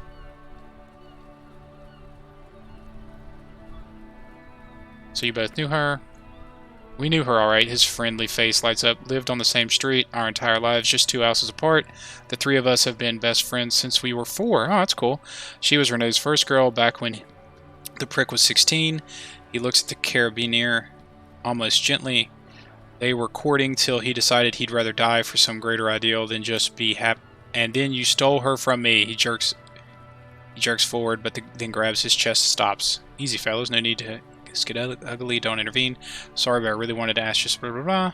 No need for this to get ugly. Oh, Officer Gaston is unfazed by the outburst. It already got ugly nearly 80 years ago, when the 3 of us were just learning to walk and talk. You stole her from me, Rene repeats, trying to steady his bright breathing and still clutching his chest. Well, technically, you stole her from me because we'd been pretty close ever since you 2 had that falling out over the ink you spilled over her pretty yellow dress. We were just boys then. This was different. You, the tall veteran, looks at you and nods. No point starting this all over again for the 1000th time, and the first time, especially when we have company. He turns to you, Officer. Why do you think she was indecisive? She could never make up her mind about anything, what to have for breakfast, favorite color, or which one of us to marry. Look in his eyes as happy and distant. She was always leaving one of us for the other, but never long enough to actually get married. Nothing wrong with weighing your options. That's a bit odd. Heck, he says with a chuckle. Technically, we're both still engaged to her. You always confused her. Couldn't let us be happy, he says with heavy resentment. Seduced her with your fancy words and pastries. He suddenly remembers you are still there, falls silent, and turns away. Thanks for sharing. Of course, officer, he says, with a smile. Memories are all we have left. Tell me, what do you know about the dead man? Oh, I gotta hurry. Let me think. He looks at the clouds wistfully. I heard someone was hanged and left on the tree for a week, but that's all I really know. Come on, you must know something. No, officers, I'm sorry. I really would like to assist, he adds, smiling apologetically. You are both good guys, I can see that. Then help them, you wimp. Reproach fills his eyes. You rub plenty shoulders with the gauche caviar in the Union. Someone must know something. He means caviar socialists. I wish I could, but I just don't know anything. His cheeks turn red. I always keep my nose clean and don't gossip. Everyone knows and respects that. Odd, he doesn't seem... this doesn't seem to be lying, but there's something off here. Sounds a bit like you're holding back. I'm not, he reassures you. I'm not even any... Of course he's holding back. The carabiner tosses his arms. His mouth is so full of Union prick that he can't even speak properly. Can I at least finish my sentence before you piss on it? Is that okay, Renee? His eyes are furious. I'm not anyone important in the Union. I just know Everard. How do you know Everard? Everyone in Martinez knows the Clare brothers, he says solemnly. I taught these boys human studies and history in the gymnasium. What do you know about history? The carabiner snaps at Gaston. You never witnessed history, only heard about it years later when it had already been moved on. You don't know history. The old soldier mumbles something under his breath and turns to face the sea. There he stands, proud, rigid, and alone, like a cracking marble statue. Let's try not to get caught in the lieutenant lowers his voice crossfire. Are you a Union member? Oh yes, his cheeks turn red again. In many ways, yes, like an honorary member, I attend the meetings and parties. He helps with little things. Everard and Edgar, the older Debrajars, all know me. In many ways? Oh yes, so you're not an actual member? Not in the technical sense. His eyes fix on the balls in the crater. I don't have a vote or a membership card, but Everard keeps me on the payroll. It's just for the little things.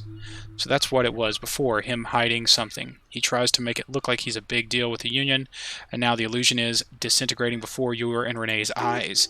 He doesn't know anything, cause no one tells him anything. He's an outsider. Of course he's not a member. He's not a member of anything. I know that. I knew that, he frowns. He's a weather vane, turns to where the wind blows and tries to look important. Is there an option here that I missed? No. What are the little things you do for Everard? Writing work mostly. He smiles occasionally. He needs something written, and I happen to have a way with words. People say, what kind of things do you write for him?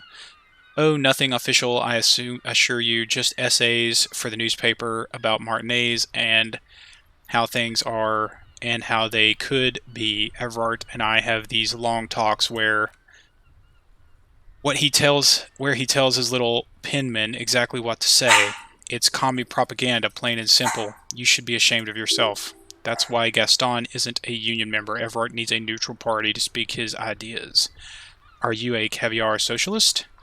The old man starts laughing. I don't even consider myself a regular socialist. Politics is not really something I involve myself in, officer. Wait, how can you write those newspaper pieces if you're not political? So you're a weather vane, but you need to believe in something, freedom, the people of Revachol, or even money. That's smart to keep my nose clean too. How can you write newspaper pieces if you're not political? You need to believe in something. I believe everyone has the right to think and do whatever they want, even if it's nothing at all. I'm very adaptable.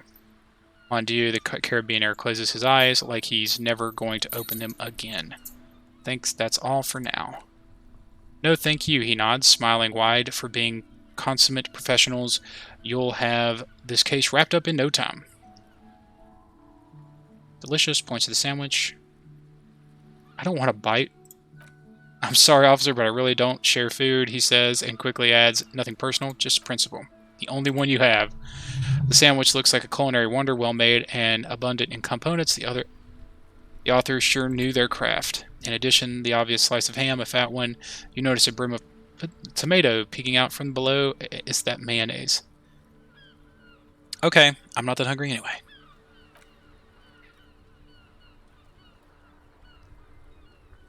Frederick Legend convinced Gaston to relinquish his sandwich?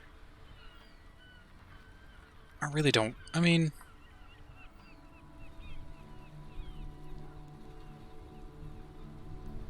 Shh, dang, it's his sandwich.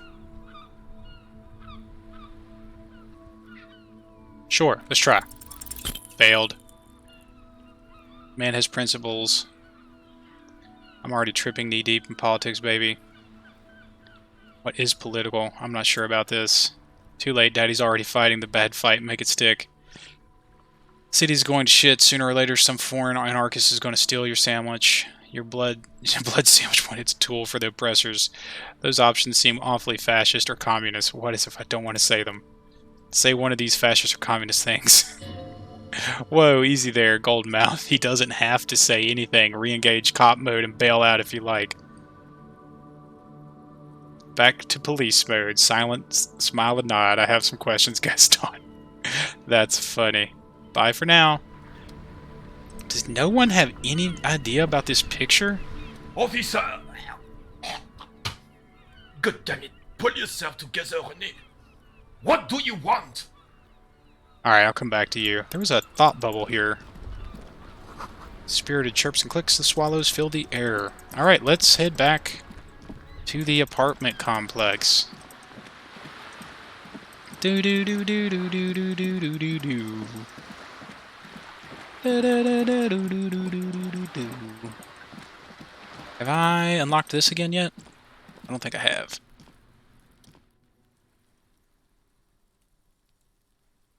Nope. I have to put something in conceptualization for that.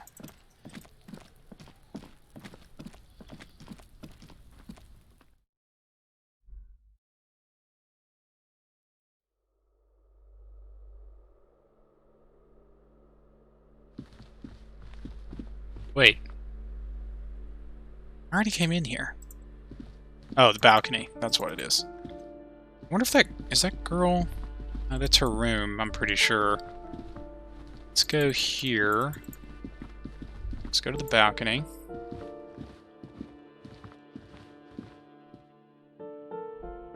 A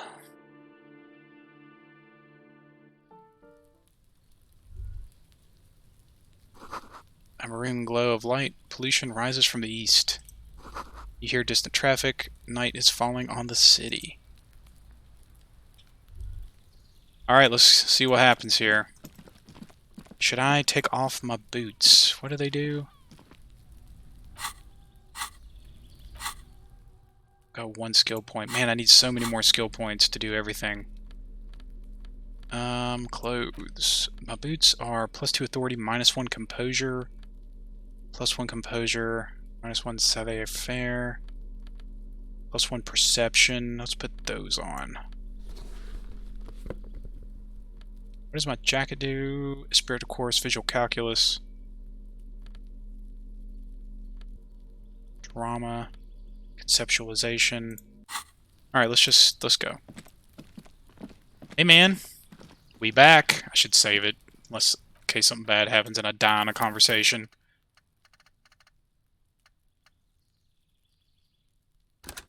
Seems like something that could happen. Gendarmerie, you found me. Young man on the balcony gives you a bright smile before taking another drag from his cigarette. His slender figure is backlit by the city lights, its distant streets and motorways flashing like diamonds. We got your hint. Found the key right under the stone. Beautiful. You're beautiful, he replies, smiling as he looks at you. Something sparkles in his eyes. Tell me, are you here to make things right again? That's what I'm aiming for, yes. Honestly, I'm just trying not to screw anything up. I'm not going to make make things just right. I'm going to make them spectacular. Ignore his question. I was hoping to talk to a possible witness. Your balcony overlooks the murder scene. That's what I'm aiming for. Beautiful. He says again. Nearby street lamp casts shadows on his chin, drawing out the slender I cheekbones. have some good news for you. My Sunday friend is visiting me tonight. I told him about you, and he'd like to say hello. Step in. He's already waiting. By the way, I'm really digging the view here. Points to the city skyline. What would I... Very well, I'll talk to him, but first I want to talk to you. I have so many questions. By the way, I'm really digging this view here. Mm-hmm. That's why I chose this place. He looks away, his cigarette end glowing in the dark. Martinez is so special, isn't it? Kim, wait, suddenly you're digging things? The lieutenant whispers to you, shaking his head. Why would I want to meet your friend? Trust me, you do. Very well. I have questions for you first. That's nice, but I don't have anything to tell you. It's my friend you're looking for, not me. He takes another drag of his unfiltered cigarette and looks around. It's getting dark, and the neighboring windows have lit up one by one. Downstairs, a cat crosses the yard, disappearing into the bush. Besides, I've got to run. Something tells you you're never going to talk to an individual this cool or mysterious ever again. Run where? Go if you must. I don't care. I don't care about people leaving me. I just found you again. Run where? To the city. He gestures idly toward the distant motorways. It's a beautiful night. A man on high heels stumbles out of a basement club, music blasting over the entire district. It's chilly. As the chemicals hit his nervous system, 1,000 shivers ripple through his body. Only if you promise that we will talk again. It's important. Something flutters in the corner of Lieutenant's mouth as you're saying those words. We'll talk, the smoker assures you, brushing his hand through his hair. Just not tonight. New interview. New task, interview the Sunday friend. Take care, all right, he says with another disarming smile before slipping off into the night. Conceptualization. And he's gone again. Looks like it's becoming a theme for him. He's always leaving. Why is he always leaving, Kim? It's something so different about him that I just can't put my finger on. Different, of course. His shirt. Why is the shirt always unbuttoned? He's such a good listener. I like talking to him. There's just something mysterious about the way he talks and moves. Something so mysterious about the way he talks, the lieutenant squints his eyes, trying to hold back laughter. Very mysterious. Very.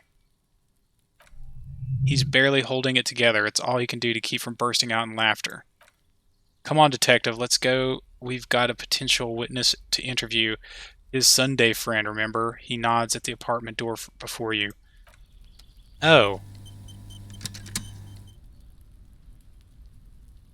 Is this gentleman a... Kim knows things. Oh, almost leveled up again. That's good. We've got one available skill point. We've almost got another one. Interview the Sunday friend. He won't be there later. We'll go do it now.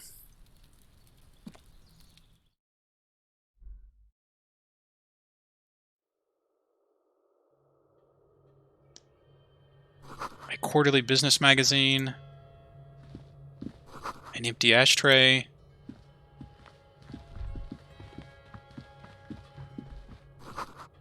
Government issues. Take me all over Revachol, you see. Dishes soaked up in a pot. Dates for open lectures at a local university. Flyers for underground parties.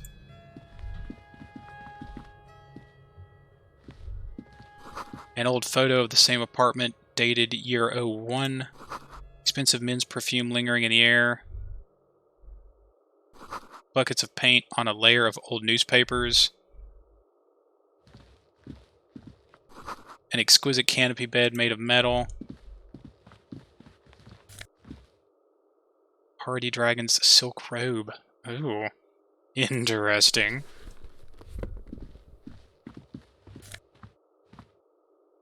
Samaran conical hat. Increases logic. Minus suggestion. Alright. So wait, can I put on this? Can I put this on? Bam!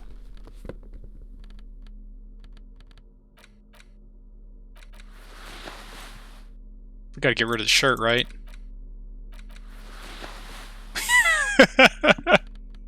Okay. Alright. We had our fun. Plus Reddick. What did I have on? What was my shirt that I had on? Conceptualization minus suggestion. Let's see. I don't really know what kind of conversation we're going to be having. I had this on. It's a minus perception, but plus on logic.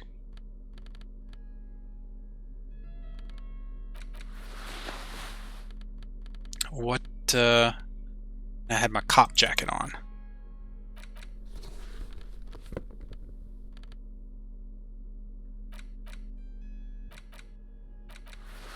Put that on. That doesn't really, it's no negatives, it's just +1 to conceptualization.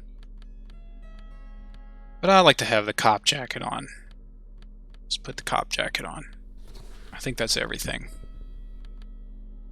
Any gloves that I really want? You know, I could put those on and try to go do that electric. I don't think I've leveled up electrochemistry though. Drama. Inland Empire, neck, that's drama. Okay. Do I want to put this in here? That doesn't give me any bonuses, right? -2 authority, Inland Empire, and empathy. Might as well. I mean, I don't feel like authority is going to really come in handy here. It's already really low. Nothing else to look at. Officers of the Reverschel Citizens Militia. The man is in business casual, removes his cufflinks.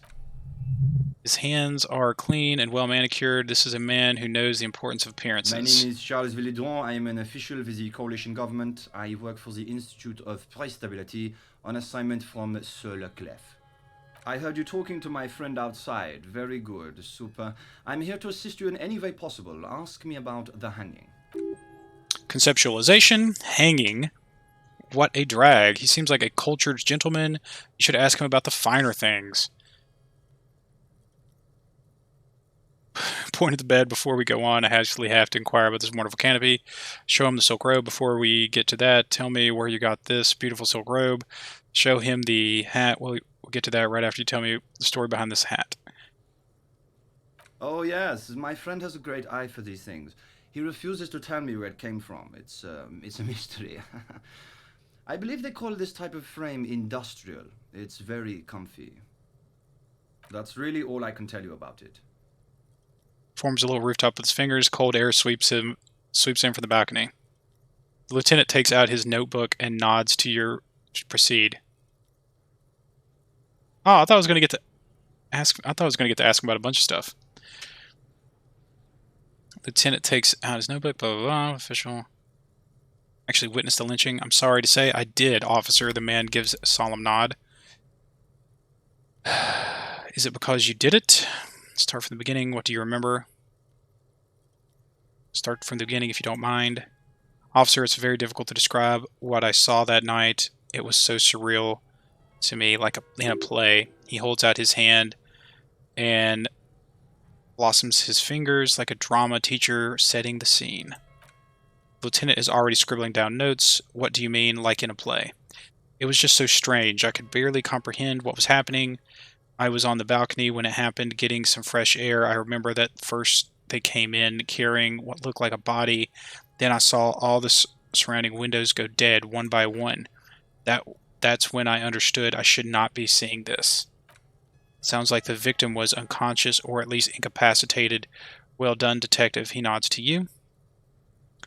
Who are they? Can you describe them? How many of them were there?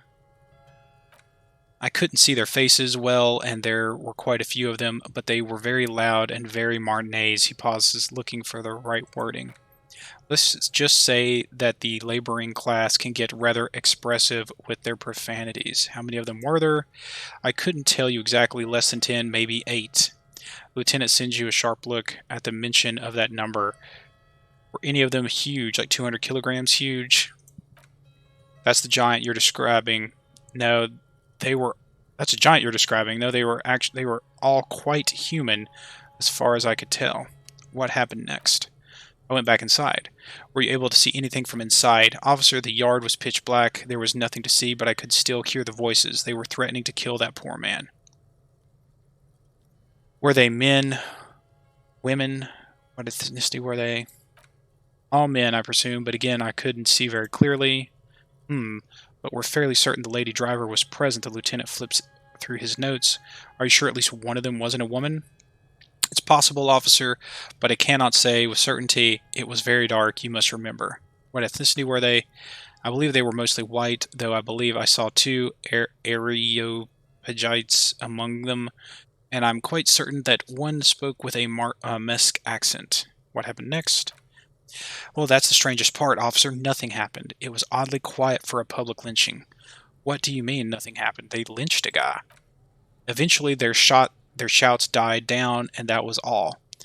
There were no gunshots, no celebratory shouts, no anything. Why didn't you call the RCM? The man wipes his glasses. You're right, of course. That is what one is supposed to do in such circumstances. I was simply in shock. I'm afraid I don't have anything else to add. About what time was all this happening approximately? All I can say is that it was late. So let me get this straight. You didn't actually witness the hanging itself, did you? No, I didn't see the corpse until the following day. Well, that was a waste of time. Those are all my questions. Thank you for your time. Of course, anything I can do to assist the RCM. Oh, well, that was kind of a waste of time. I figured it all out. Maybe if I hadn't figured out like the footsteps and stuff, this would have been important. What does an official like you doing in Martinez? The coalition is only looking out for the price stability. He raises his index finger. Inflation is a killer, like a heart disease, blocking the normal circulation of the economy. It must be controlled. The economy impacts the entire international community, which is why it requires international oversight. Okay, but what are you doing here in this apartment? So you're some kind of bureaucrat. What is the international community? What are you doing in this apartment? Well, I'm renovating it. It is an interesting project. The building used to be a 12-story skyscraper before the cannons took the top 4 off. This, of course, happened when the coalition forces landed here. You could say I'm undoing some of the material damage the international community caused when we arrived here. So you're some kind of bureaucrat. Yes, as I said before, I'm a commissioner from Sur La Clef working for the Institute of Price Stability. He glances at his watch. This is one of the main projects of the Morlaturn. Wait, there isn't actually an Institute of Price Stability, is there? Or maybe there is. God, it's impossible to understand whether someone from the Morlaturn is joking or not. So what is the international community? La Communauté Internationale is what Revacholians colloquially call the coalition. In other words, the nations that stopped the disaster of the revolution. And what do I call the coalition? Your employer, technically speaking, the governing authority of Revachol, the RCM, is but one part of the provisional administration. What is the price stability? It's the most important thing. That doesn't tell me anything. It's the central goal for any sound monetary policy. Maintaining the price stability is essential to maintaining high levels of economic activity, which is essential for maintaining high levels of employment, which is essential for maintaining the social stability. Basically, it makes sure the price of bread doesn't change. I guess that means precisely. Too much inflation, bread becomes too expensive. Too much deflation, it becomes too cheap for bakers to produce. That's why the Institute of Price Stability works to keep inflation below 2%. Below 2% of what? This is fascinating, but I wanted to ask you something else. Below 2% of what? But not too far below, no. Too below is too bad. Below, but close to 2%. You're not answering my question at all. The coalition believes in the importance of informing the public about the benefits of the price stability. Transparency is one of our principles. Would you like an information pamphlet? Okay, sure, give me a leaflet. Sound monetary policy is essential for addressing uncertainty. Stability is the raison d'etre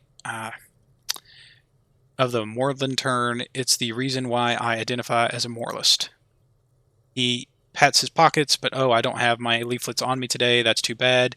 You can always call our information line. Making information available is part of the Morlaturn's commitment to transparency. I've heard about the Morlaturn before, but I want to know more. It's an international organization of moralists, hence Moralist International. The Institute of Price Stability is just one of its many mind babies, as is the coalition. Turn to Kim. So what am I... So what I'm hearing is that we're Morlaturn bitches. Oh, turn to Kim. So we're actually working for the Morlaturn. Does that seem so bad? He nods. There are more nefarious powers to work for than the Moorland Turn. Turn back to Thomas. Are you a moralist? But of course. Oh, am I a moralist? Well, do you value freedom? Do you believe in a normal, stable world governed by democratic values? Turn to Kim. Lieutenant, are you a moralist? Martinez doesn't seem very normal or stable to me. Martinez? No, Martinez is something else. What about the rest of Revachol? Is it part of the normal world? Revachol is generally difficult. It's led by an interim government, which means it hasn't yet achieved full democracy. But they are working towards it. You are all doing very well here, relatively speaking. He gives you an approving nod. I don't think I'm a moralist. Moralism sounds incredibly boring. I want more action. Moralism is the ideology of foreign occupiers. Revachol must be governed by Revacholians. Democracy is meaningless, sham, as long as the working class is under the boot heel of capital. It's like every time I'm talking to people, I'm choosing option D, none of the above. Is that moralism? That's funny.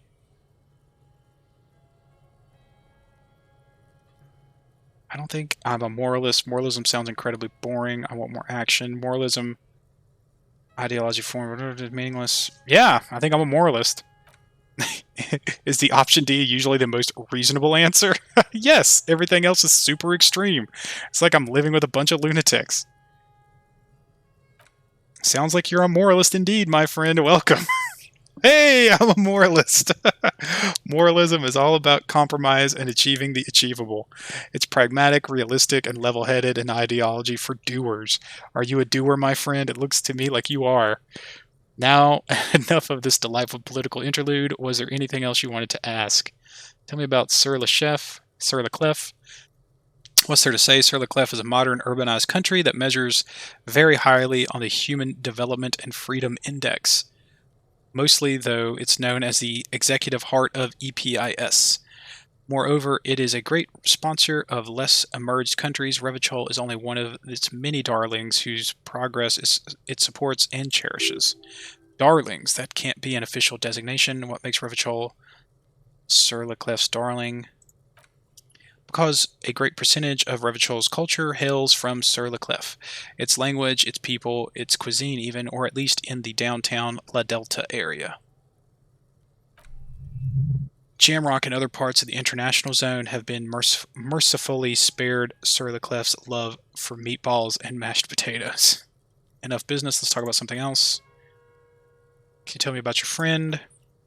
Ah, my friend. My friend is a good young man. His family immigrated here from Kedra, and life has not been easy for him, but he understands the importance of education. He has taken his future into his own hands, and that's all that matters. What's Kedra? Kedra is a candidate member of EPIS, but between you and me, their potential membership is a more contentious issue. What do you mean? That it's never going to happen. They entered negotiation in 21, and it's been pending ever since. What's this EPS thing you keep talking about? But that doesn't tell me anything about Kedra itself. Is it warm? Is it cold? Something in between? EPIS is a very special program developed by the Moorland Turn to support certain Occidental nations. It began as a unified system of weights and measures, which proved to be a wild success. Nothing but kilograms and centimeters as far as the eye can see.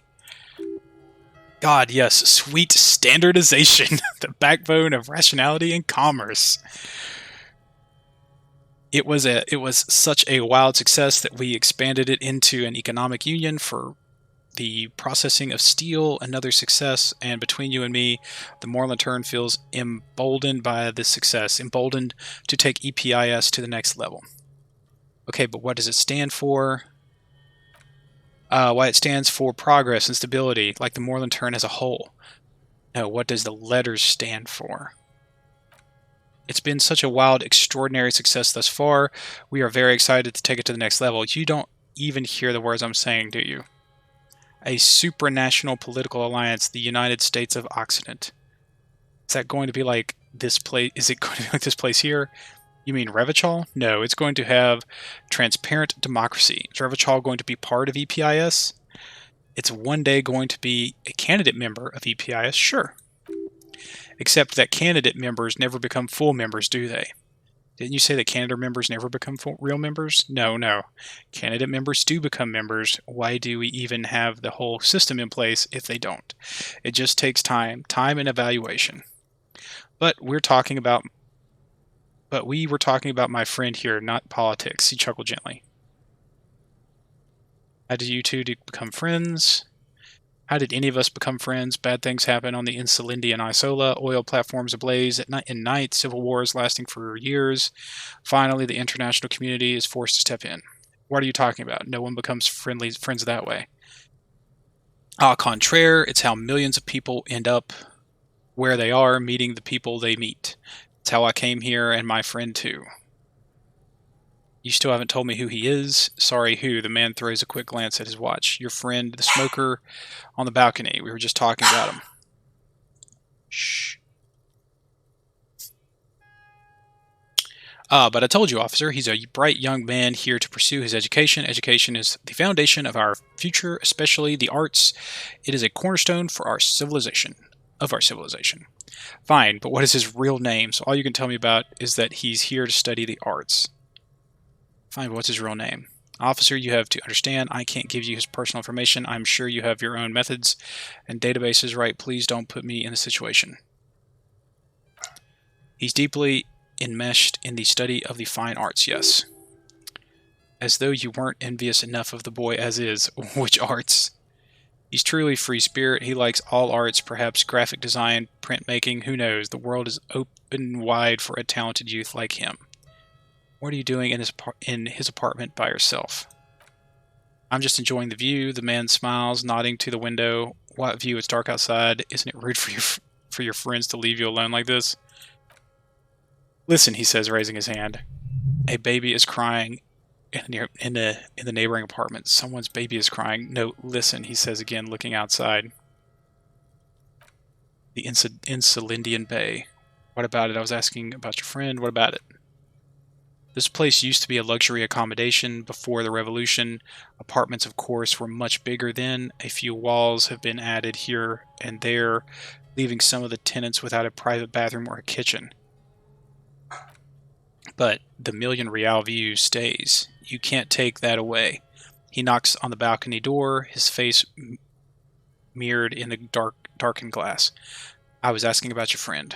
My friend comes and goes. I'm sure you'll see him around. He's a busy bee. A busy bee? What an odd choice of words. I had something else in mind. I'm all ears. I think that's it. A whole lot of nothing. Do you have everything you need from me? I'm afraid we won't have the chance to speak again once you leave. Hold on, why can't we talk later? It's against diplomatic best practices for an official in my position to be discussing murders with local militiamen. He pauses, and I'm pressed for time. After you leave, I should be leaving as well. That's not the real reason. He's so apprehensive. Men in his position shouldn't be seen loitering around in underprivileged young men's apartments in the middle of the night. That's true. I'm not going anywhere. I just want to take a look around the apartment. Thanks for the heads up, but my work here is done. I'm not going anywhere. I'll just take a look around. Sure, go ahead. It's a beautiful space. He glances with his watch. Let me know if you have any other further questions. Is there something I'm missing here? Doesn't really seem... I thought we would get more out of this than we did. I don't see anything there. I don't see anything here.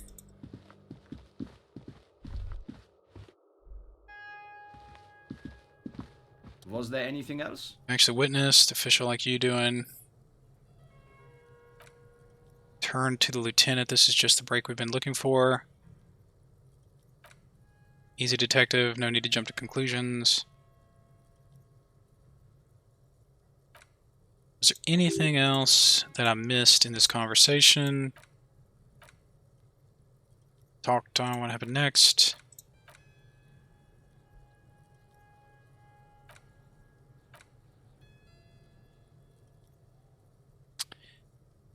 No sailor which shouts or anything. Right, that does sound strange. I'm afraid I don't have anything else to add. All I can say, it was late. You didn't check your watch. My watch. He looks at his watch as though noticing it for the first time. Yes, now I remember. It was 30 minutes past midnight, give or take.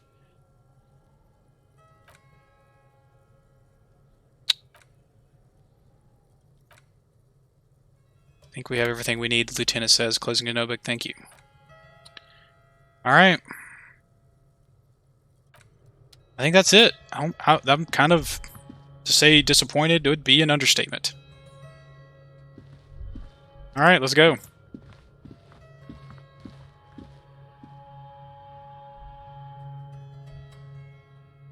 Do do do do do do do do do do do.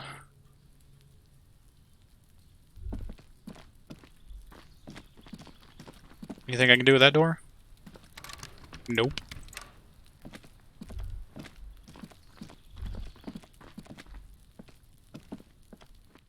Let's go see if we can give that, like, fuel oil to the artiste lady.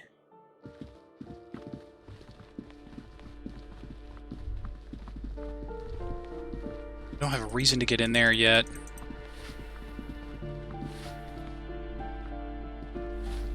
Wait, no, it wasn't. She was up here on this balcony.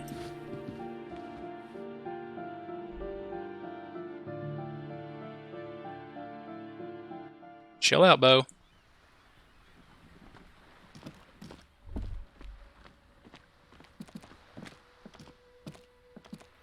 Hello again, officers. Have you come to admire my mural? Is that bed in the coal room yours? Oh no. Not only have you found my address, you've discovered my biggest secret. I'm a coal miner. She does have the eyes that seem to be... She does have eyes that seem to be smeared with coal. Really? You're a miner? Don't you have a real home? It's not the nicest place, but I guess I'll have to do. Cool, I have other questions. Really? You're a miner? Don't you have a real home? Does anyone in the city like this? She replies wistfully, looking around. It's not the nicest place, I guess we'll have to do. It doesn't have to do anything at all. Nothing does. She looks at the paint dripping from the wall, like me right now. I'm doing nothing at all. The inspiration will come to her once hell is set loose on the streets. It's too calm right now. Cool. Nothing. That's it. I thought maybe you could use the paint that I found, but it doesn't seem like you need it for anything, so... Alright. I guess it is like after 2100. What to do, what to do. We have a few more things we can check out today. I think we kind of want to... Maybe we go have a debrief with Kim. If we do a debrief with Kim, then we can ditch him and go check with that guy with the conceptualization check. First, we're going to go in here and load in. Alright, I'm going to take a quick break. I'll be right back. Just hang tight.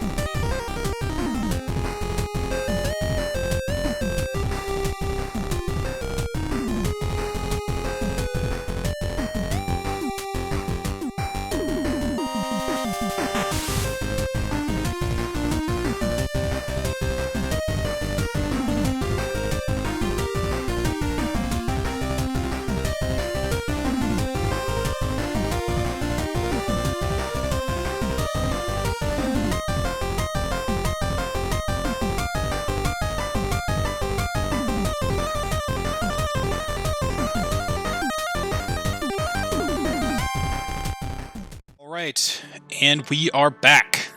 Should probably get rid of the flashlight. It probably looks a little weird in here. There we go. So, we do have 1 point, and we're at 95. I could put it into Spirit Decor, which would open up the check again for Grumpy Cop. Do I have anything that I can really maximize my Spirit Decor on? I have this jacket, but I think this already gives me +1. It does. Half light.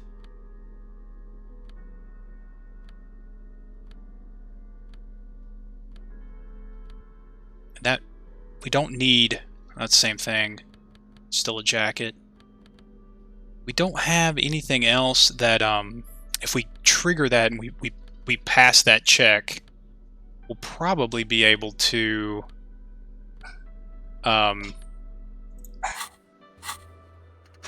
inspect the trap. We'll probably be able to then trigger another one to give us a conceptualization point. We made the call. Oh, that's like way down here. Inspect the traps. Last trap was empty. We need to tell him. Dead body on the boardwalk. We got a call. Got to do that. Still need to do that. Got to get inside the thing for that. Egghead puzzle. Who has any idea what to do with that? Nightclub. Find the murder weapon. Okay, so yeah, so we're good. We're good there. Victim's tattoos. I think we need to call in. I still haven't figured that out. Ask around. Armor pieces. Okay. Okay, cool. So, yeah, is Grumpy Cop still here?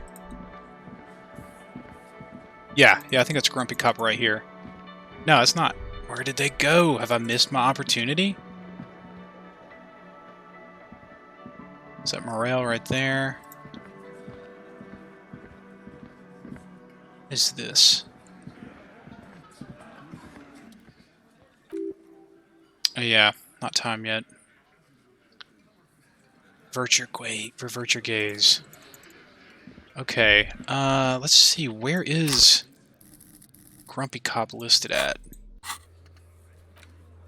It was Spirit Decor, man with sunglasses.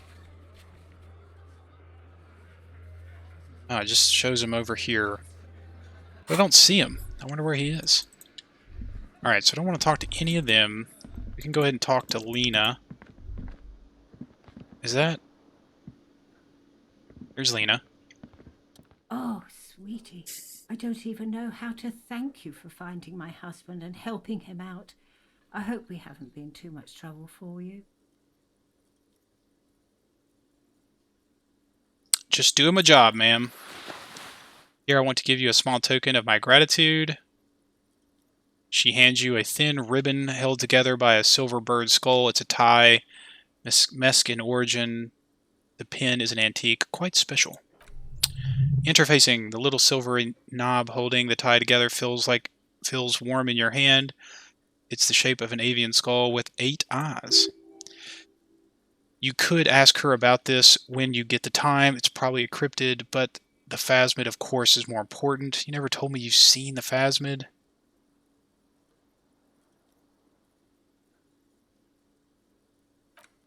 Oh, you don't want to hear about some old woman's ramblings? Ramblings? Nonsense. Your description of the phasmid is the most precise I've ever heard. But, darling, I didn't even get the size of it right. Measuring the things is important. How did she get the size? You were a child, my dear. Really, it's extraordinarily what you were able to describe. Now go on, tell our friend about it. He's proven his interest in the field. Reflexively, Lieutenant readies this familiar notebook.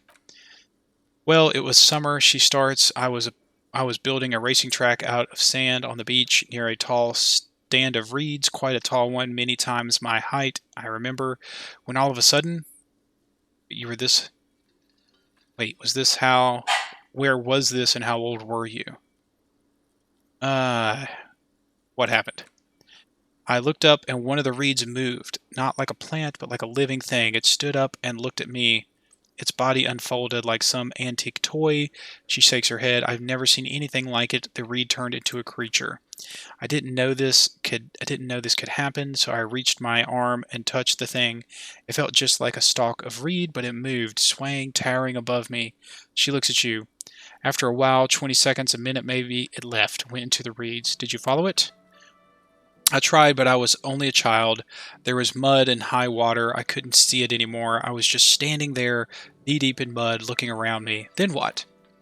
I ran back home to my grandmother and asked her if reeds could walk, and she told me and told her they were looking at me. She chuckled, of course. She just laughed at me, but I knew what I had seen.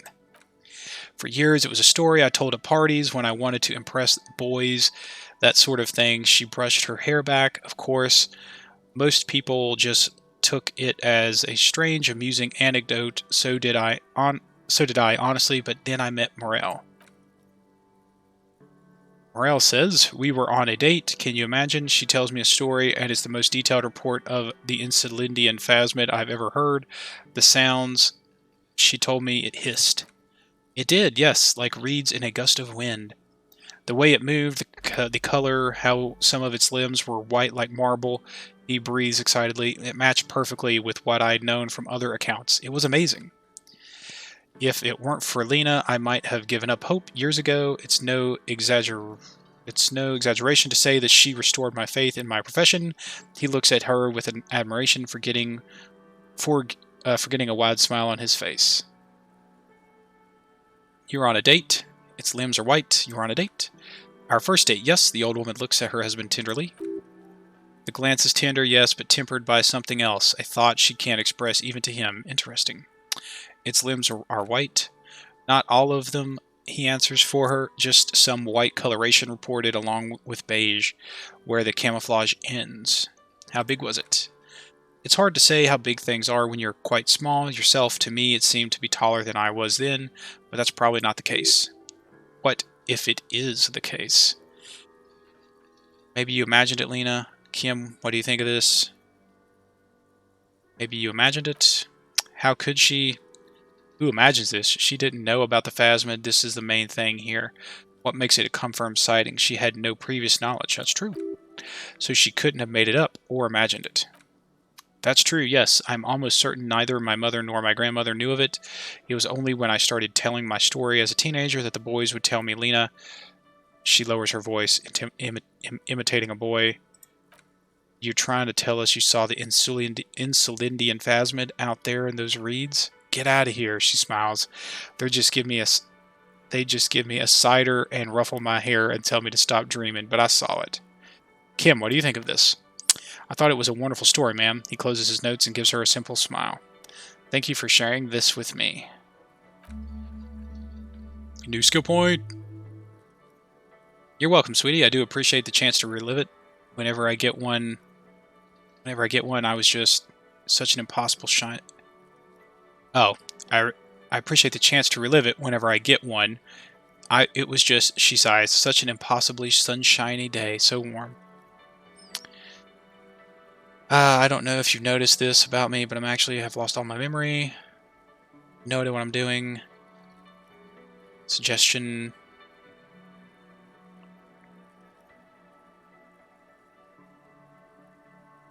Tell you about some cool cryptids. It's a 42% chance.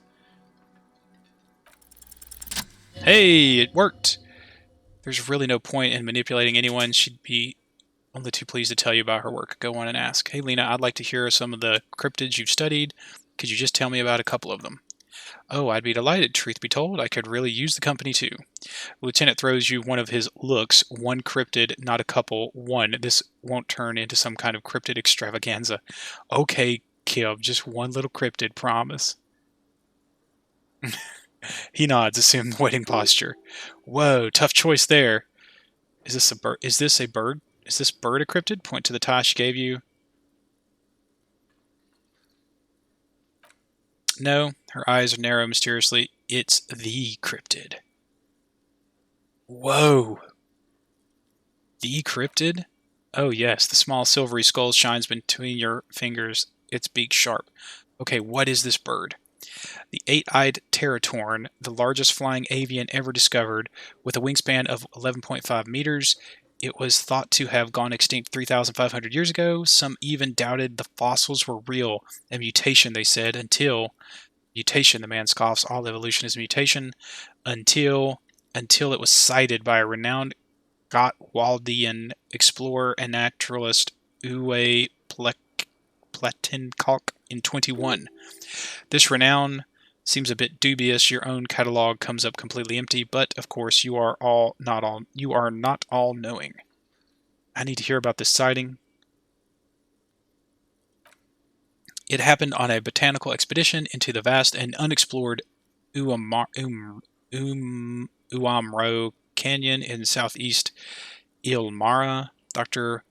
Platincock got separated from his group during a sandstorm. Okay, and Umaro is the world's largest canyon system, sweetie. It's a barren waste east of Erg Desert. An ancient riverbed completely dried up. What happened?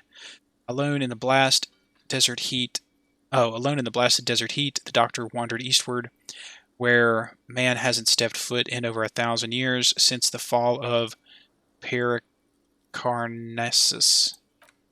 He was lost without any navigation equipment and desperately low on water. After a day or two, he noticed a bird high in the noon sky, a great black bird. It seemed gargantuan. Every now and then the bird would dive down to feed on an animal carcass somewhere on the horizon, but by the time Uwe got there, the Teratorn had taken off already, and the carcass was picked clean. This happened many times. He was following it. Yes, or rather hunting. A bird that big has a lot of blood in it, and he was dying of thirst for many days. Platincock followed the Teratorn until they reached a great canyon wall where the bird finally landed to rest. The professor climbed up there with a rock in his hand. He found the bird sleeping with its head tucked under its wing, a great black pile of feathers on the perch. So he approached slowly, squeezing the rock in his fist. Watch out! Then the Teratorn suddenly looked at him. He could see it had 8 eyes, 4 on either side of its skull like a spider, and the man couldn't move. He was paralyzed, frozen into place with a rock in his hand. Whatever he did, he could not get closer to the bird. Why? The bird was controlling his mind. It kept him from approaching. He could step back, but every time he stepped forward, paralysis. Uwe spent 3 days trying until the bird flew away. Hold on, how did he survive to tell the story? An 8-eyed mind-controlling bird. An 8-eyed mind-controlling bird. An 8-eyed mind-controller? No way. Hold on, how did he survive to tell the story? The 8-eyed Teratorn was indifferent to him as long as he didn't get closer than 2 steps. It even let him feed on some of the carcasses up there and the 2 unfertilized eggs it left behind. 8-eyed mind-controlling bird. Yes. Absolutely, sweetie, she smiles. Glad you agree. Cryptozoologists have been tracing it ever since, but Uamaro is vast, mysterious, and holds many secrets. Modern radar telemetry shows great promise. We will confirm this one by the end of the decade at the latest. Kim says, this one I liked. The lieutenant puts down his notes. Not only does it have 8 eyes and is a living fossil and the largest bird ever to live, it also does mind control. He's sincere. He likes the audacity of it. So, was that the last anyone saw of it? Sadly, yes, but there are numerous reports of 8-eyed bird skulls from Ilmara, and then there's the striking resemblance to the Pericarnasian imperial eagle, an ancient heraldic symbol that is hard to pass off as a coincidence. The imperial eagle, too, had 8 eyes. Not really, it's just stylization. The way they drew eyes, it's not a zoological drawing. Very, very hard. This one's very famous. Everyone knows it. People will be looking at the tie on you and thinking, that man is into cryptids. She winks. So what else do you want to know? What's the biggest cryptid? That would be the giant of Coco Nur, she says, as if it was common knowledge. The giant lives in the most arid part of the vast Coco Nur Desert in the South Samara, casting a strange light across the barren wastes. Wait, what do you mean odd light? A mirage or a psychogenous luminance? She does not elaborate the nature of this luminance further. And how big is it? No one knows for sure. It's like an awful mountain appearing from below the horizon and expanding to cover almost a 30 or 40, almost a third of your field of vision. Is it dangerous? The towering luminosity of Coco Nur is a bad omen in local folklore.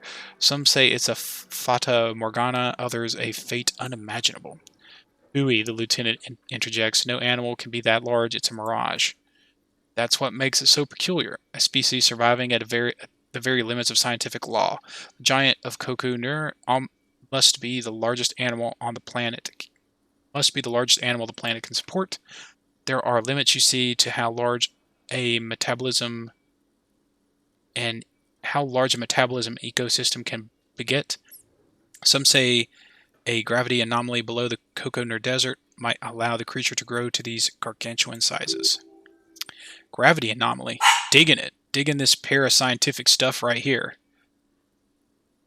What's the tiniest cryptid? The lieutenant leans. Hey, you promised you'd only ask one cryptid. But Kim, don't you want to hear about other cryptids too? It'd be dishonorable to renege on the promise. Right, okay. We can move on for now. He nods approvingly. I don't know if you've been noticed this about me, blah, blah, blah. Damn it, Kim. I'll come back when you're gone. That's for all now, ma'am. Morel, I need to tell you about this. I couldn't possibly shower thanks on you as enthusiastically as my wife has, but I am grateful for your assistance, officer. Tries to play it cool, remain professional, but inside this man is itching for some news on those traps. So I checked. I've noticed anything about guy Gary? No, of course not. Why? Are you sure? Well, he lowers his voice. He's been a little unenthusiastic about the trip, more so than usual, but that's understandable. He just wants to get home and warm up. So I checked all the traps. Good, okay. And one of them was empty. Completely empty. The cryptozoologist's eyes grow wide. Yes, there was nothing in the trap. No locust, no phasmid. No locust, but no phasmid either.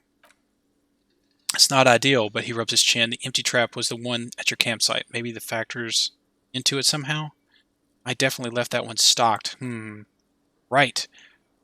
From the campsite, the old woman's face lights up. It just means the Insulindian phasmid is even more clever than we thought. She's engaging in a well-known self-deception called motivated reasoning. You should correct them. Of course, the detective whispers to himself, more clever. Yes, the Phantasmadea picked off the locusts and escaped. This is good news, though we'll have to reconsider the design of the traps, make them more secure. Gary the crypto-fascist, his companion sighs, another trip to the reeds. Yes, that's exactly what it is. What a deft hunter, this phasmid. It's not very scientific to reason backwards from a conclusion you want to be true. I don't know. I'm not persuaded. Let's just buy in. This sounds fun. Of course, bees. Oh, well. I didn't think that sounded sarcastic. He misinterprets your words unless you have an alternative hypothesis. Oh, it misinterprets. Unless you have alternative hypothesis you'd like to venture, mine stands okay. Actually, no, his tone changes. Excuse me for getting emotional. This is a big deal for us. You've helped us twice now and brought some great news to my gratitude and the gratitudes of Society of Cryptozoological de Revachol is yours. Some kind of foul play might be afoot. Theft?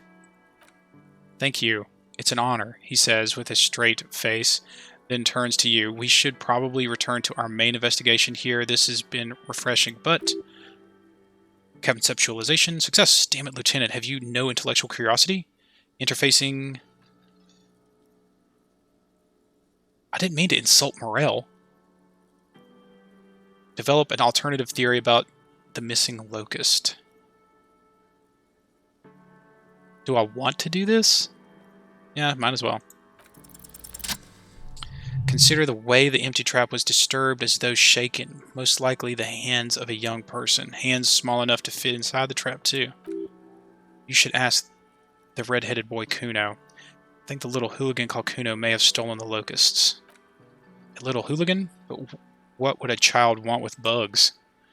A shadow of a worry passes over the woman's face. Oh my dear Morel, you've been an old man for too long. Kids love to torment insects almost as much as they love to torment old folks. I'll talk to the little gremlin and see if anything comes up. Delinquent's my favorite. It does sound like it's really his... It sounds like it's really his favorite. Oh, you've been such a dear to us. Please let us know whatever turns up. I have a feeling we're getting so close. The man turns to his companion. Well, I see you've got all the help you need. I'll see you tonight at my place. Let's play suzerainty, but no more field trips for me. He hasn't been particularly forthcoming before. He may well still be hiding something after he's left. It's too late. Oh no! Really, Gary, the woman, his voice is a little shaky. Suddenly, we're getting somewhere here. I'd love to play suzerainty, but Lena, I'm sorry, but you're not getting anywhere. It was some kid. I know the little mutants around here leave anything out in the open and they'll steal it, even if it's bugs. He looks at his tea. Morel, it's been fun, really, but I need a bath and I have some deliveries to handle. When this tea is done, I gotta run. No, no need to apologize. You've been more than helpful. We'll take a look at this. We'll take a rain check on the game of suzerainty today, though. We're gonna follow this through. All right. So if he's leaving, that's a conceptualization check, I'm pretty sure.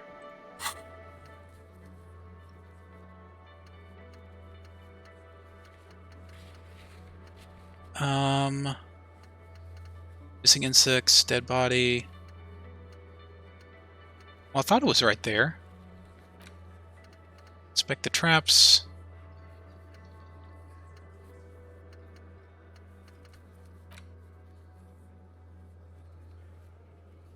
It was composure, wasn't it? This is always like it's a weird scroll. Pile of clothes, where's that at? Oh, it's probably in there, isn't it? Gary the cryptozoologist.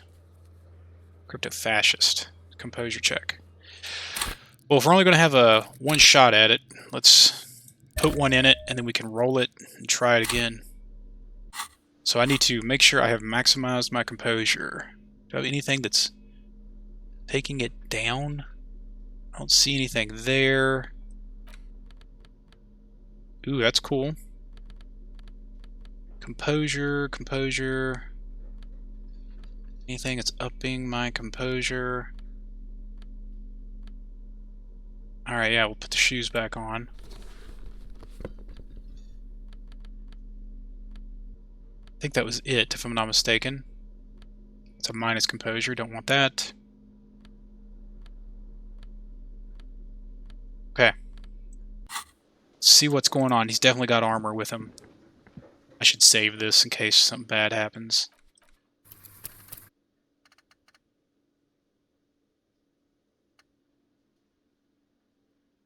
Okay. Alright, dude. Own up to it. Always a pleasure to see, officers. Once more, you hear that odd clicking sound. 72% chance. Yes! That shirt looks very uncomfortable on him. Look at the buttons, barely keeping that thing together as if something ready to rip out from underneath. His massive musculature, something worn underneath it. Yes, like a piece of ceramic armor, for example, one that makes a clicking sound when plates meet each other, resembling pearls or marbles, stolen from the corpse in the yard near where he lives. I see you're a connoisseur of high-quality combat gear. He freezes, then sighs heavily. I knew you'd figure it out, officer. I'm sorry I didn't tell you at once. He unbuttoned his shirt. You see gleaming white ceramic shines underneath. A thin layer of interlocking plates covers his gaunt torso. I was ashamed of what I did, and I didn't want you to know. We're not detecting falsehoods, sire. He's gearing up to admit the truth. Gary, what's going on? I took the hangman's cuirass. I didn't mean to. God damn it, Gary. I know. Shame on you. Give the cuirass to the officer at once. The woman looks at you, her eyes soft and pleading. Gary didn't mean to interfere with your investigation, officer. He just thick-headed, poor as dirt. but he's always helped us, given us a place to stay, and he followed Morel into God knows what jungles.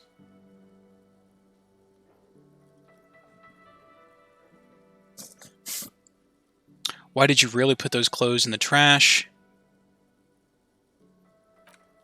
Everyone was picking those pieces off of him, and I was watching them do it, and they scattered his clothes all over the yard. Everything was smelling.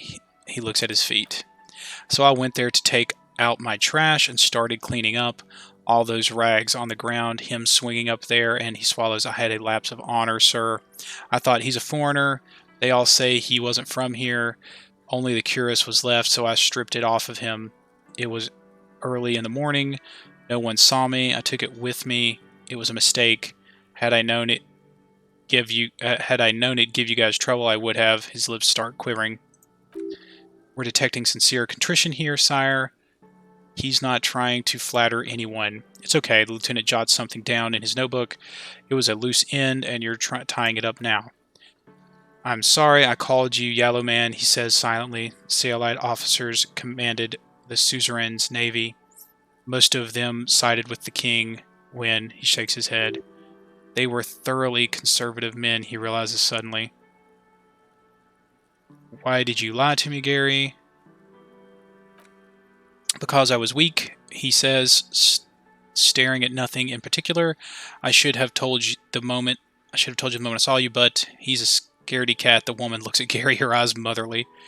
Do you know who killed the hangman? I always thought it was the Union. Some Union hard-asses lynched him because of the strike, but almost everyone in town knows that. I wish I could tell you more. He shakes his head. This is all he knows. Give me the armor now. He sighs again, hangs his head, and unbuttons his shirt fully. A cuirass that matches the dead man's boots comes into view. Soon it's in your hands, smelling of his sweat, but so light to hold, like a bag of cotton. Alright. Done. Are we done here, Gary?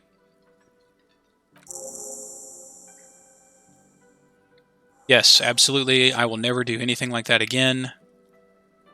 Absolutely, I'll never do anything like that. He looks around, relieved of some burden, his mouth still quivering. Thank you for your cooperation. Boom! +1 pain threshold, +1 volition. Ah, it doesn't look nice.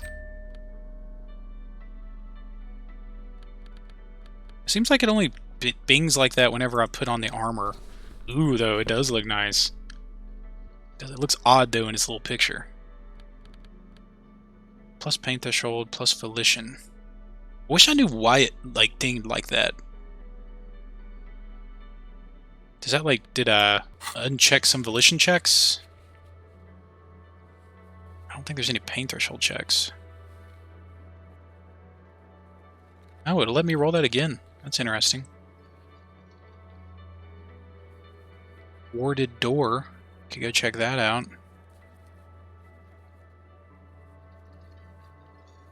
Interfacing.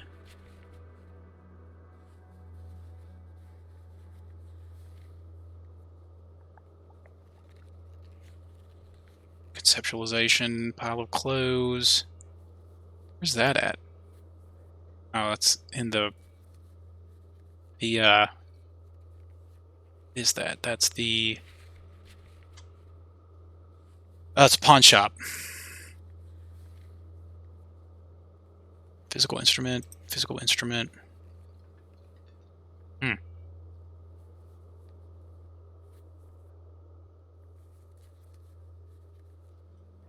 Interesting. So we finished that task. Cool.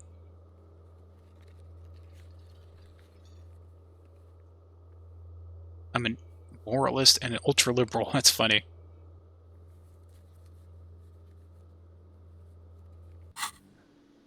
Alright. Looking good, though. I should probably equip my jacket. So what does that give me? +1 pain threshold, +1 volition. What did I have on? +1 conceptualization, -1 suggestion, +1 rhetoric.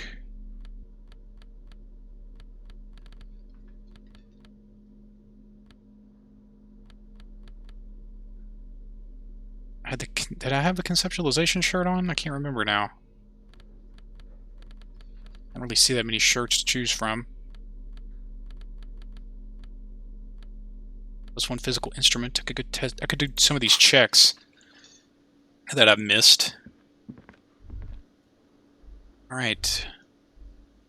I don't think I have anything to say to Gart. Hey, was there something you needed? Nope. Nothing I need, actually. I wonder if there's anything new with the door. Touch the door.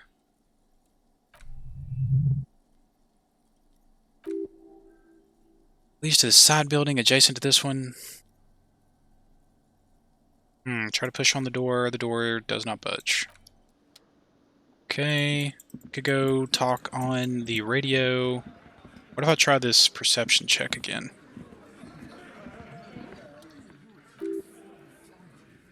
Means I have to roll a double 6. Nope.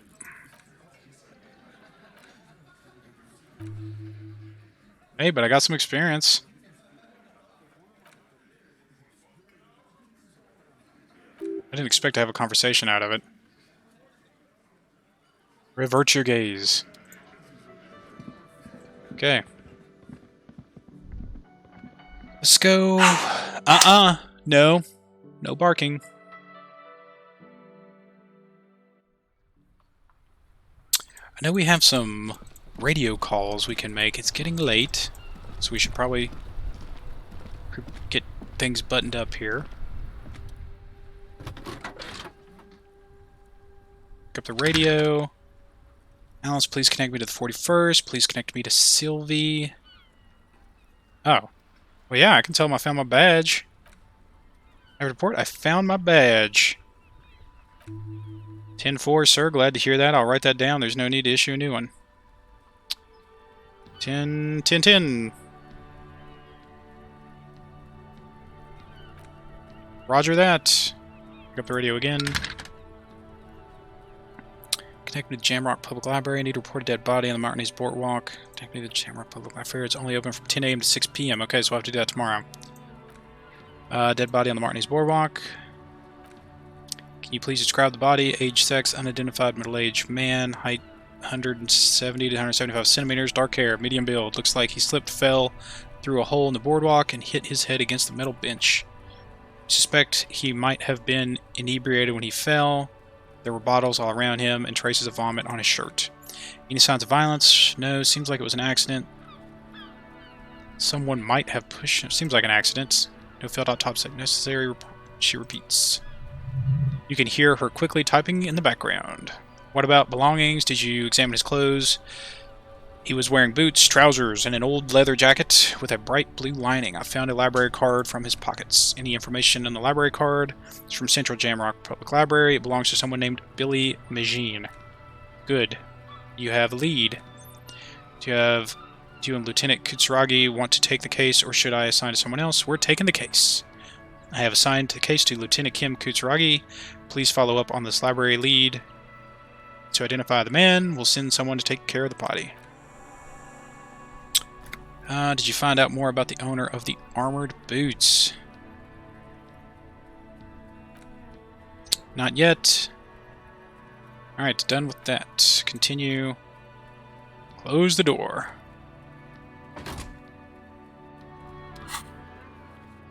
Dead body on the boardwalk. Call the Jamrock. We haven't done that.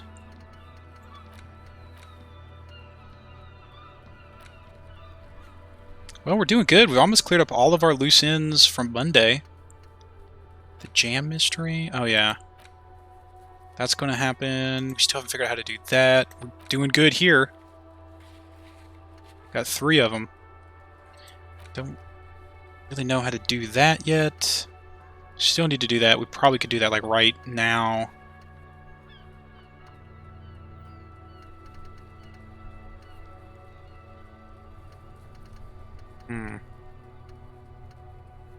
Yeah, we're doing pretty good. Let's see if Kuno is still out.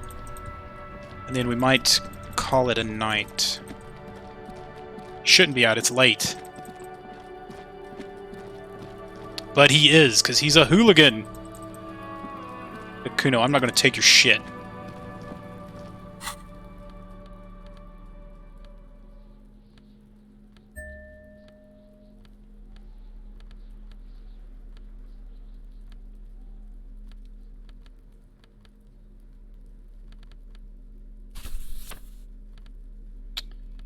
Is there anything else I want to equip to increase my authority?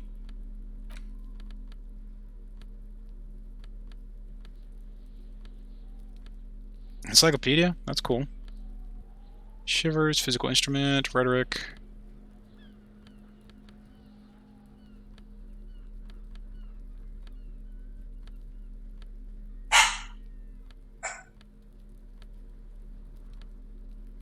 I need like to label all of these, like make builds.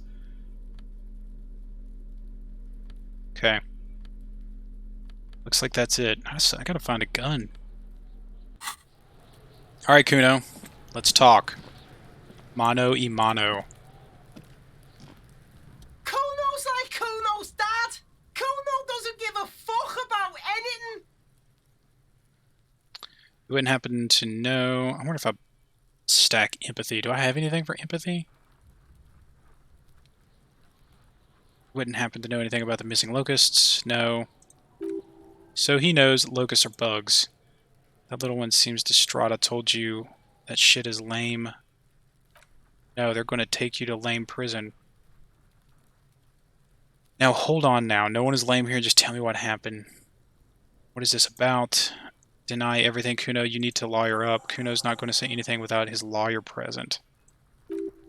Lame. That rings some bells. Could this be connected to Night City, aka the City of Rage? Kuno, is this about Rage City? Oh, good. Oh, God, Kuno, no. The little one behind the fence takes her hat off. It's going to happen now. They're going to make you lame. Stop it, see? No, no one's going to make anyone lame. Kuno's got this under control. There's definitely something going on here. You should check out Kuno's shack, the one with the pig head. Okay, I'm off. Kuno doesn't care. To the shack.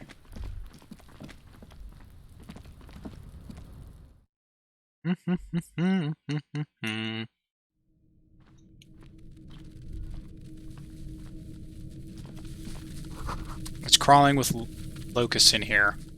All around you, the hisses and chirps of locusts fill the musky air. The earthen floor of the shack has been shaped into mounds of mud dotted with little holes for windows. Like skyscrapers, spires of dirt and sand rising, accommodations for their insectoid inhabitants. Well, Detective, it appears you've solved the case. The lieutenant looks around, writes something in his notebook, and turns to you. Of the locust for the missing locust case, which is a sub-case of the imaginary insect case, so at least that's going well. Yes, precisely. What was I thinking? Stop being sarcastic, Kim. Oh, I'm not being sarcastic at all. We're making real progress here. When someone says they're not being sarcastic, it's usually a good sign they're being very sarcastic. You think the Encelindian phasmid is nearby? If anything, the presence of the locust points to the opposite. The phasmid did not take the bait from the traps. It was Kuno. The phasmid doesn't exist. But what do I know? Use your power of deduction. You knew the magic bug was nowhere near here. The phasmid is impairing your judgment. You should talk to Kuno and get him to stop this. I'll let you handle the Kuno side of things. You're doing it just fine. I don't want to talk to Kuno. Kuno is no fun.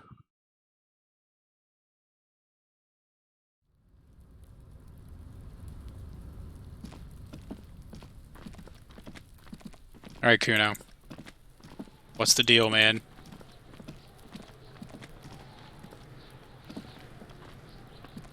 Kuno's like Kuno's dad. Kuno doesn't give a fuck about anything. I know you took the locust from the traps the cryptozoologist set up. Yeah, he says slowly, meeting your gaze with sullen defiance.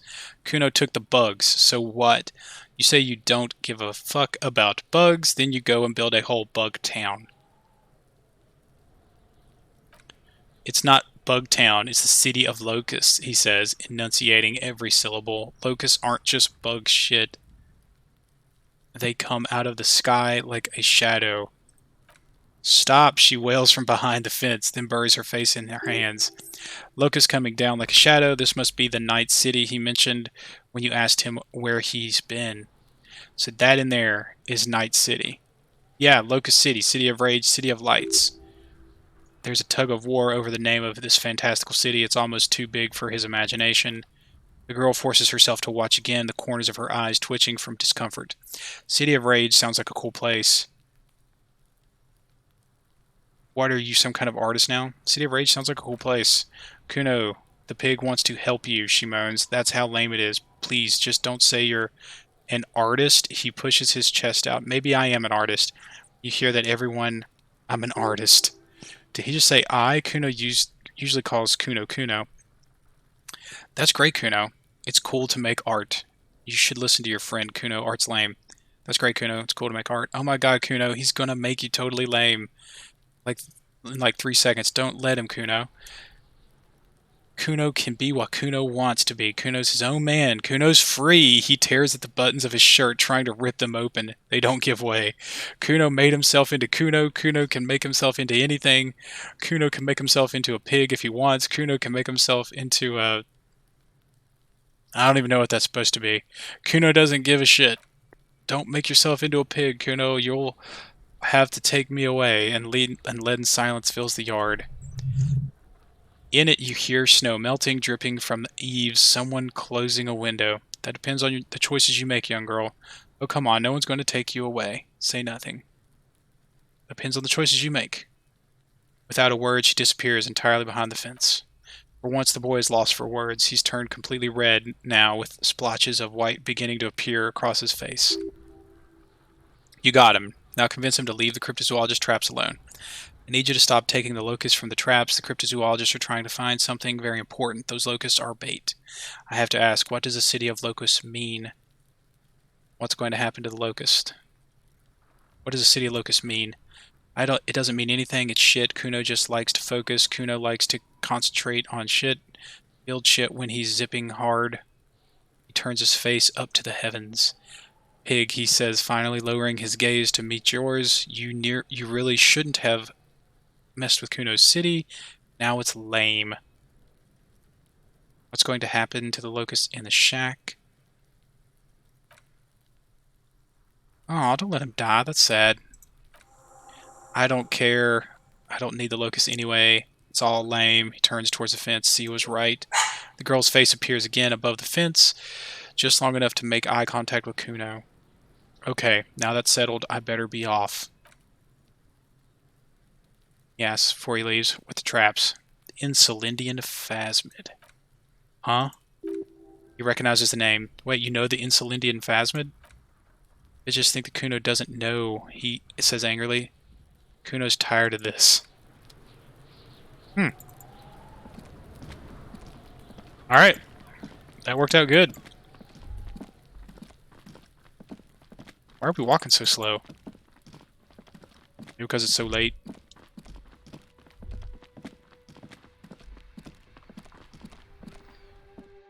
Let's report back on the events that just transpired.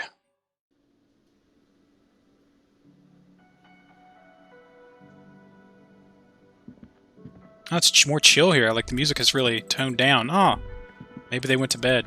Seems like everybody's going to sleep now. Maybe it's time to call it a night.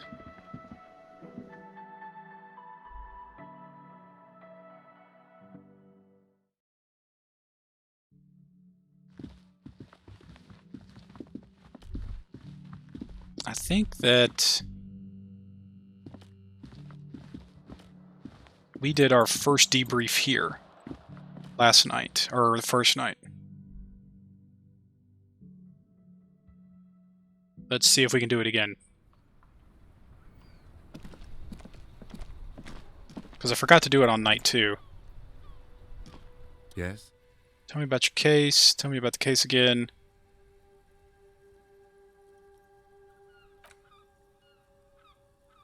Can we go over the preliminary info again? What would you say? You mean like the brief? Do you want me to brief you again? Wait.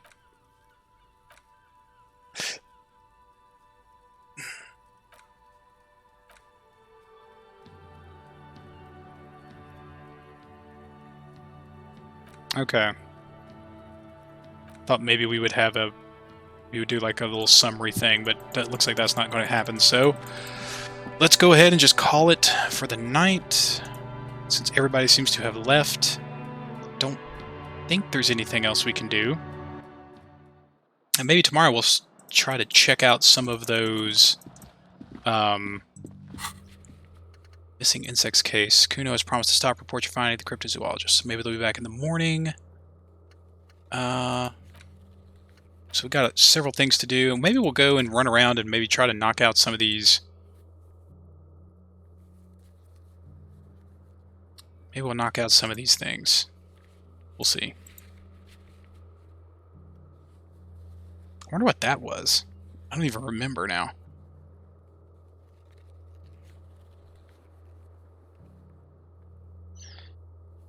We should try to stop doing the gesture or whatever. We can try that out too.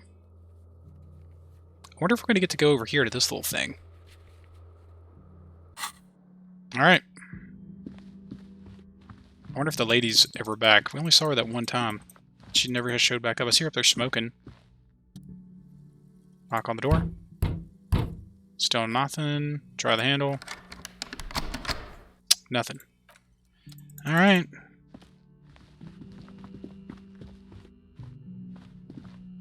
I don't think there's anything we really need to, like... This will be my last night in here, so... Wait, no, I was thinking I should go stay in my new place.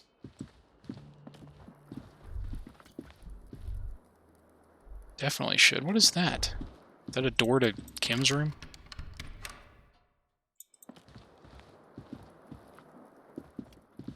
Yeah, let's go stay in the new place. Even though I paid for this place. Or should I just stay here? Nah, let's go.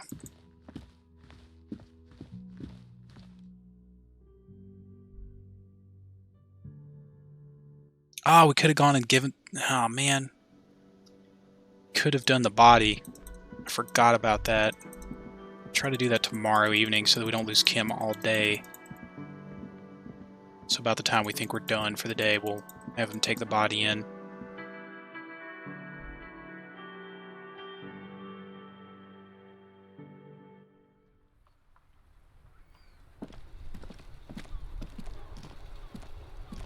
Well, no, I'm going to run, take a quick break. Maybe we'll knock out some of these things real quick, and then we'll run over to the bed. Be right back.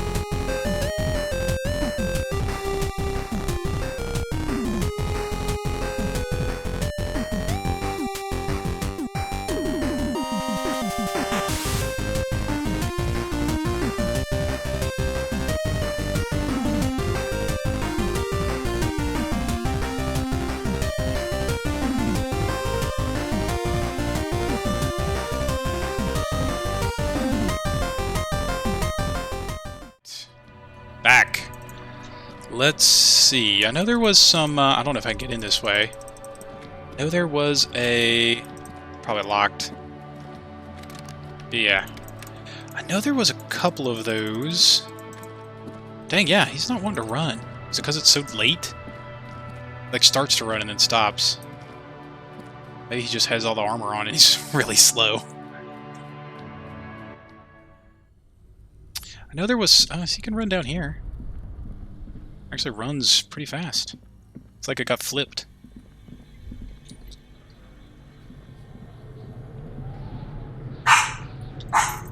Shh. Okay. Let's see. Let's go do some of these... Oh yeah, flashlight time. Let's do some of these checks. I think there was a couple in here, right? There was the door. There's the map wall in the bookstore. Quit your barking.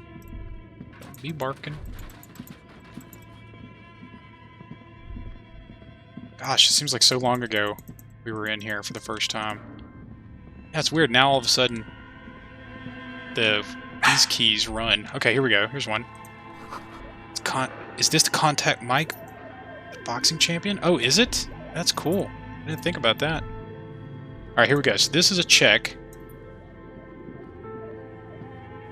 Right? Physical instrument. Okay. Physical instrument. Low. Let's see what I got that can raise my physical instrument. Is there anything here that is, that will do one. Put that on. Okay. Is there anything lowering my physical instrument? Alright, just looking for things to raise my physical instrument.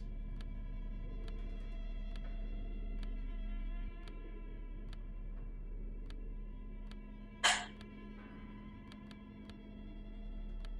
think that shirt did do that. In the, I think it might have just been one. Alright, so we have +1. That's a 17. Don't think we'll try that. Alright, let's leave. That door, though, is right here. I think. Isn't this that door? Store on the other side is closed for the night. Come back tomorrow. Dang it! Alright, fair enough. Well, that was a waste. Contact Mike Jim. It's pretty cool, though.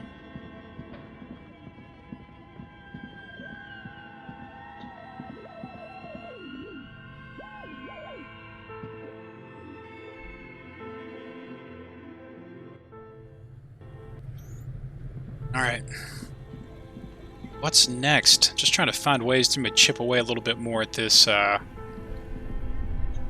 nothing down here, right? No. At the... Trying to find ways to chip away at... the, experience. I want to get a little bit more... I want to just try to level up here, if possible. So we got the armor, that's good.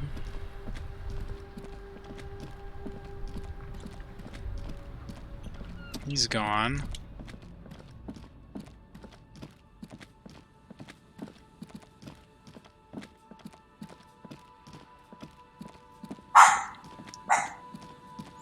Boba, you were just wound tight today, huh?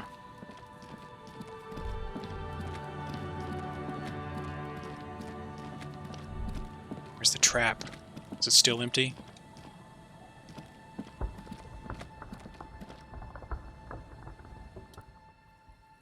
Yep.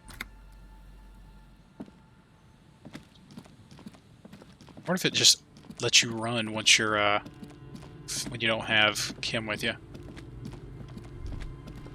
Do you remember there being like some kind of prompt to come back when it's snowing? Does this lady want to talk? The fish hooker, I think? Aye, the sea's gonna calm down soon, I can feel it. The wind is turning southeast. What's on your mind, officer? Whew. This is not good. She needs to go on a date with another drunk badly. Suggestion is 1? What can I level my suggestion up to? I could put 3 in it. That's my motor carriage. Oh, she looks at that point and that's good to know, I guess. Why is it in the sea? I wasn't feeling it. It was an accident. I'm sorry. I got drunk, apparently drove into the sea. An official investigation. It was an accident. I'm sorry. She looks at you and shrugs. This calls for a funeral, if you ask me. You're suggesting we honor the carcass of my former motor carriage? No, that's senseless. I'm actually... Aye, feels deserved, don't you think? Following the line of duty like that and all? What an odd thought. Maybe I should. Why odd? our things are part of our life world. They're made with human sweat, and they share human history. We should care about them as we care about humans, to some extent at least. Life world. Someone's been reading up on last century Gotwaldian philosophers. Play it cool now. All right, I'm in. But organizing a funeral takes a lot of time and effort, doesn't it? Oh yeah, she says with a chuckle. You won't just be able to get it out of the water before early June. And where are you gonna bury it?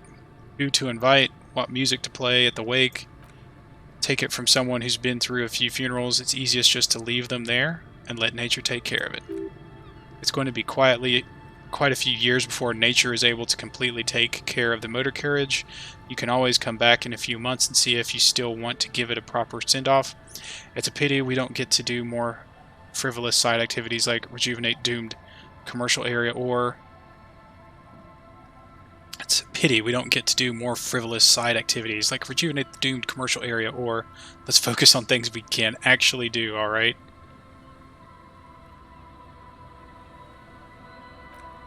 I understand, believe me, I really do. She brushes back her hair. I think about all the frivolous side activities I could be doing every time I go out there with my nets. But daydreaming is a rich man's game. At sea, you can't afford to be careless and dream. Anyway, she shakes her head. What are we talking about? Oh, I thought maybe that would give me a bonus. That'd be nice. He's seeing you. Ugh, suggestion, huh? For chemistry. Hey, there's +1. Anything else? I think I'm gonna make it, guys.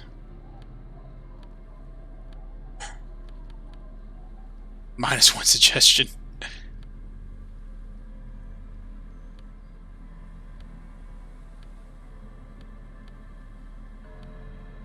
Yeah, just got the 1.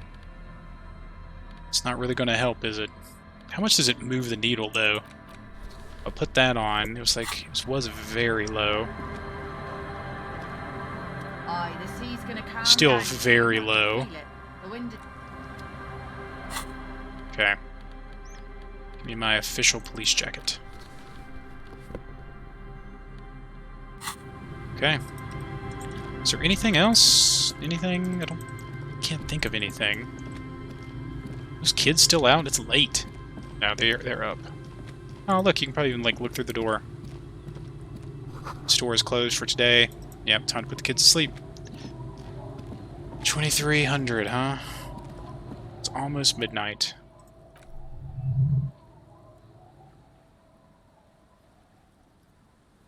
The buzz of electric lights blends together with the slow rumble of the ocean waves at night. There's a gap where the name of that song should be. You should ask her about it right now. You're still up? Yes, I can't really sleep anymore. Only a few hours a night. It happens when you grow older. She sloshes the water in the bucket around for a bit. My suggestion, don't worry, don't grow any older than you already are. That's old enough, she smiles. What's troubling your mind? What song are you humming? A lullaby my mother used to sing. I sang it to my kids too. It's an old Samaran song. What's it called? Surrender to the Night, she replies slowly, rocking back and forth. That's kind of grim for a children's song, even if it is a lullaby. Sounds nice. Yes, it does. Alright. Let's go to bed.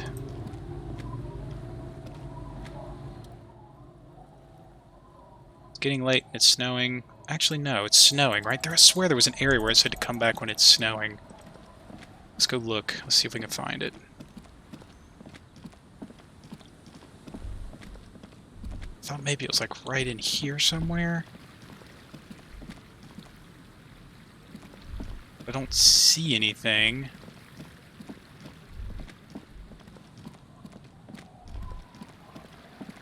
That's the bridge. Alright. I don't remember. We will go to bed.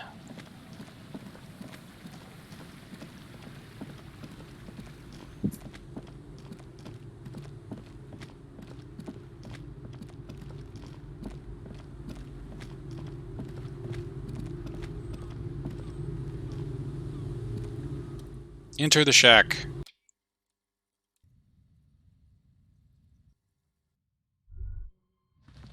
Alright, so this is like an electrochemistry check, if I'm not mistaken. I have 8%. Know the origin. No more steam. Shaved. What else do I have that can... The Mare B. Electrochemistry, that's +1.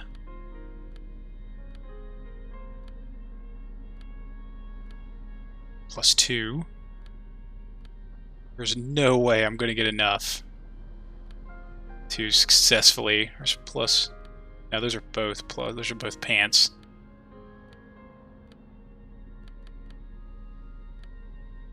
That's a shirt. I think that's +3.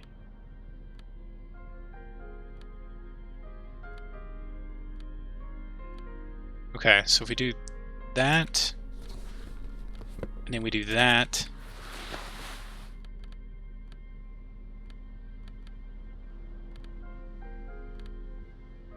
put those on. Now, is there anything on here that's lowering it?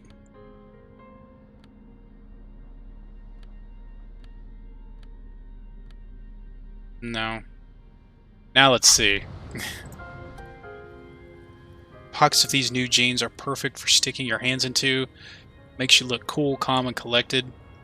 As your hand enters the pocket, your fingers brush against something soft and crinkly. Oh, wow. Hey, it's chewing gum wrapper. Reminds you of the fruity juice of apricots. You should inspect it closer if you have time. Something about the wrapper's texture is familiar. By the way, the raw materials were most likely exported from Sigay, the apricot suzerainty, and processed in Sur-la-Cliff into apricot-flavored chewing gum.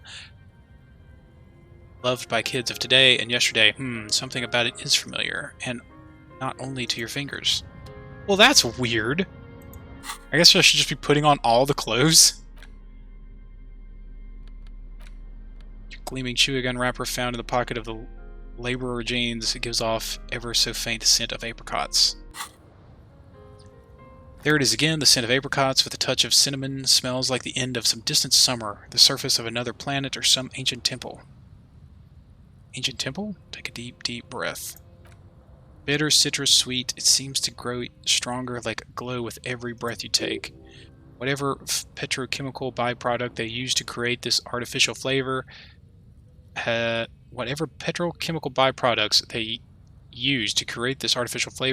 flavor have bonded tightly to the wrapper, or is it just your memory filling in the gaps? Oh wow, it's a thought cabinet. Apricot chewing gum wrapper. Until a blossom of skin and flower petals erupts in behind your closed eyes. Made of toffee, cream, and distance, you just had to take a dive. Ancient temple, yes, from the height of antiquity long ago, millennia ago, on an island of time you can never return to. End of summer, the sun sets into the sea, but the water does not boil. Instead, it turns to liquid gold. For a moment, the world's store of precious metals seems to increase dramatically, and you are rich.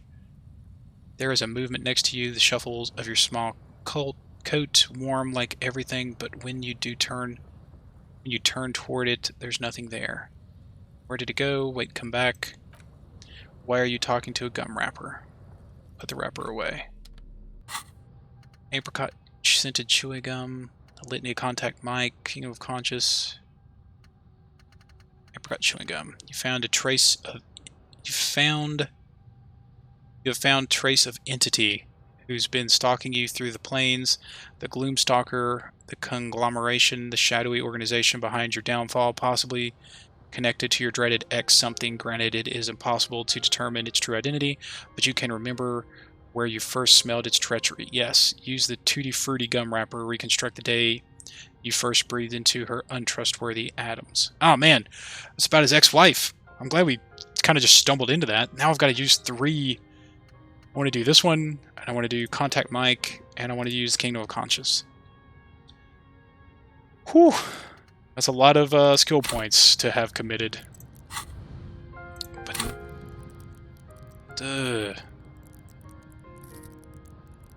I guess let's go ahead and start that one, since it's about his ex-wife, and I'm kind of all about...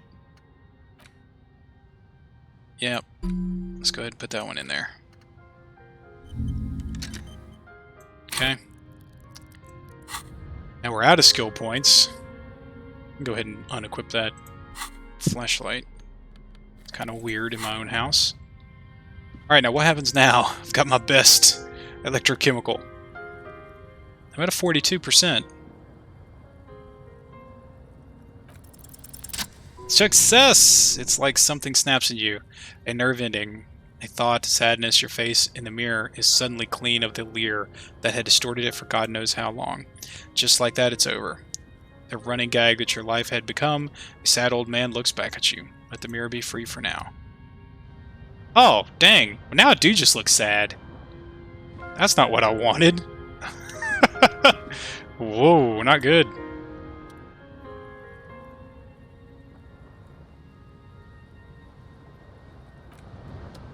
That's kind of sad, man. It's not what I expected to happen. Alright. Put that on, put that on. I still don't understand what those dings are. Got the boots on.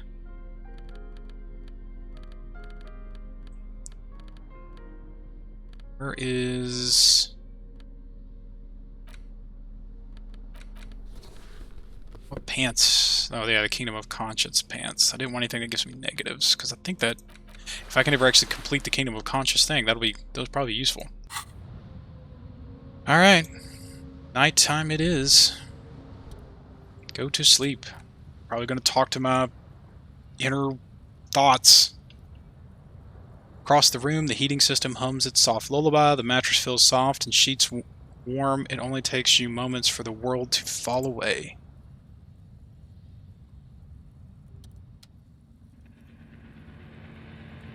Thoughts, baby. A million little lights in the dark. You're one fine instrument, brother. All those faces and all those names. All that laughter and screaming and scheming around. Every corner and every street. Recorded in you forever on Faraday. Spinning in eternity, spinning on empty, spinning, spinning. Tell me, am I dreaming?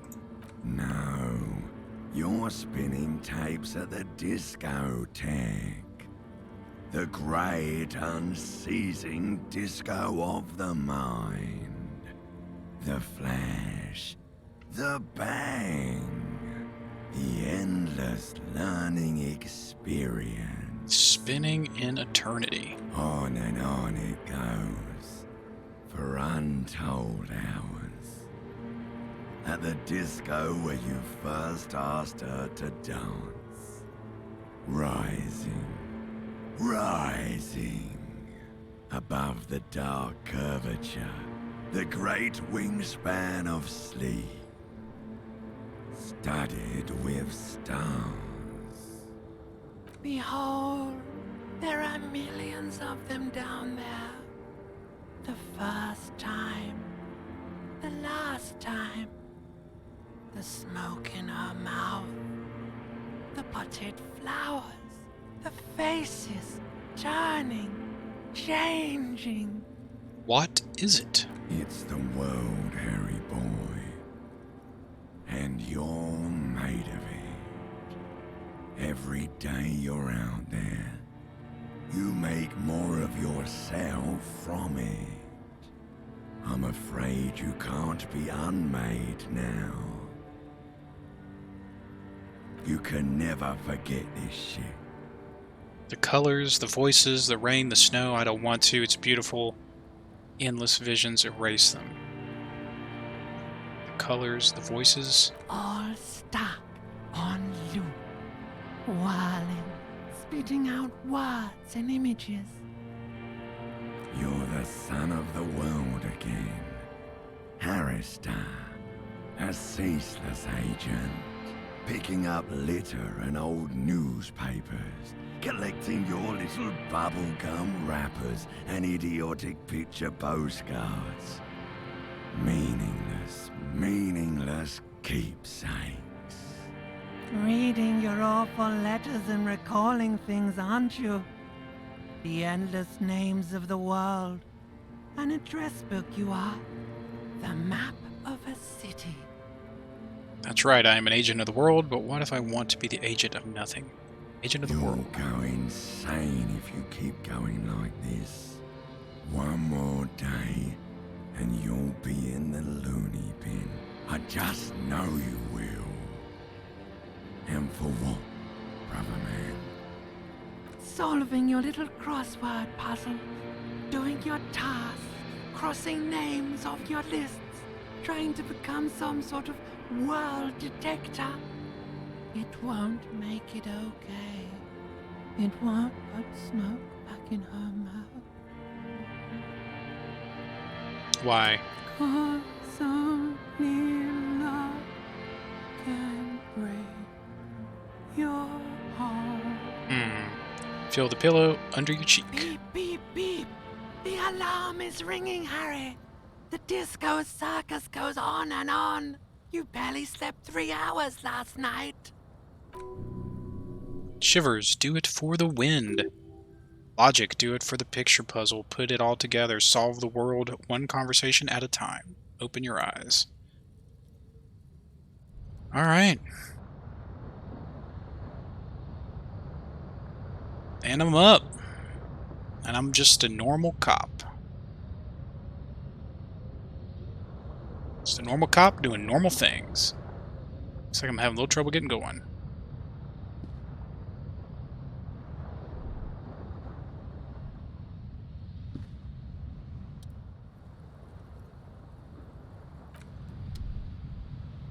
Can I, like, smile? You know, I just look so sad.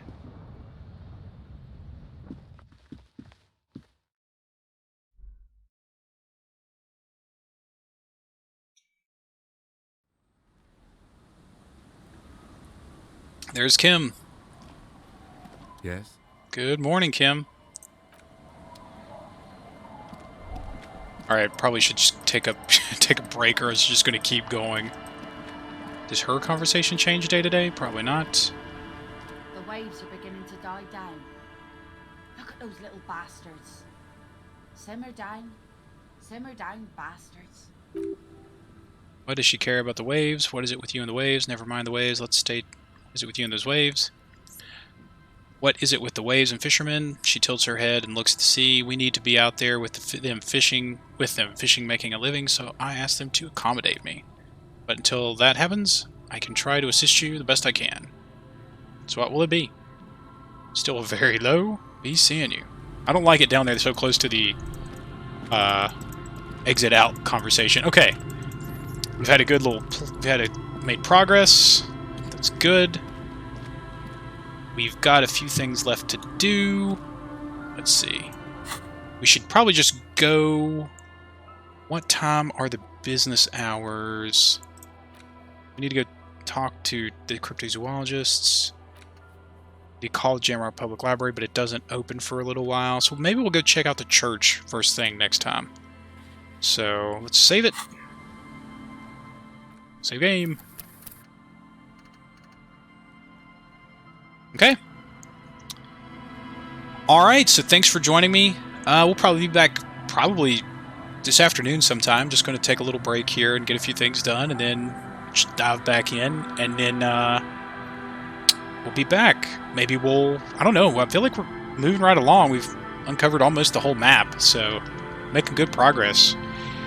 If you enjoyed this and you want to see the rest of the episodes, feel free to click the YouTube link on the page. It'll hop you over to the YouTube channel where all the old episodes are. If you're watching this on YouTube and you want to join us live for the streams, check the description for a link to the Twitch channel. You can follow me there and get alerts for whenever I go live. If you're watching this and you would like to get the alerts, feel free to also follow, and that way you can just pop on over anytime I start up a stream. Well, thanks for joining me. I hope you guys have a good evening. Hope to see you back soon, and take care.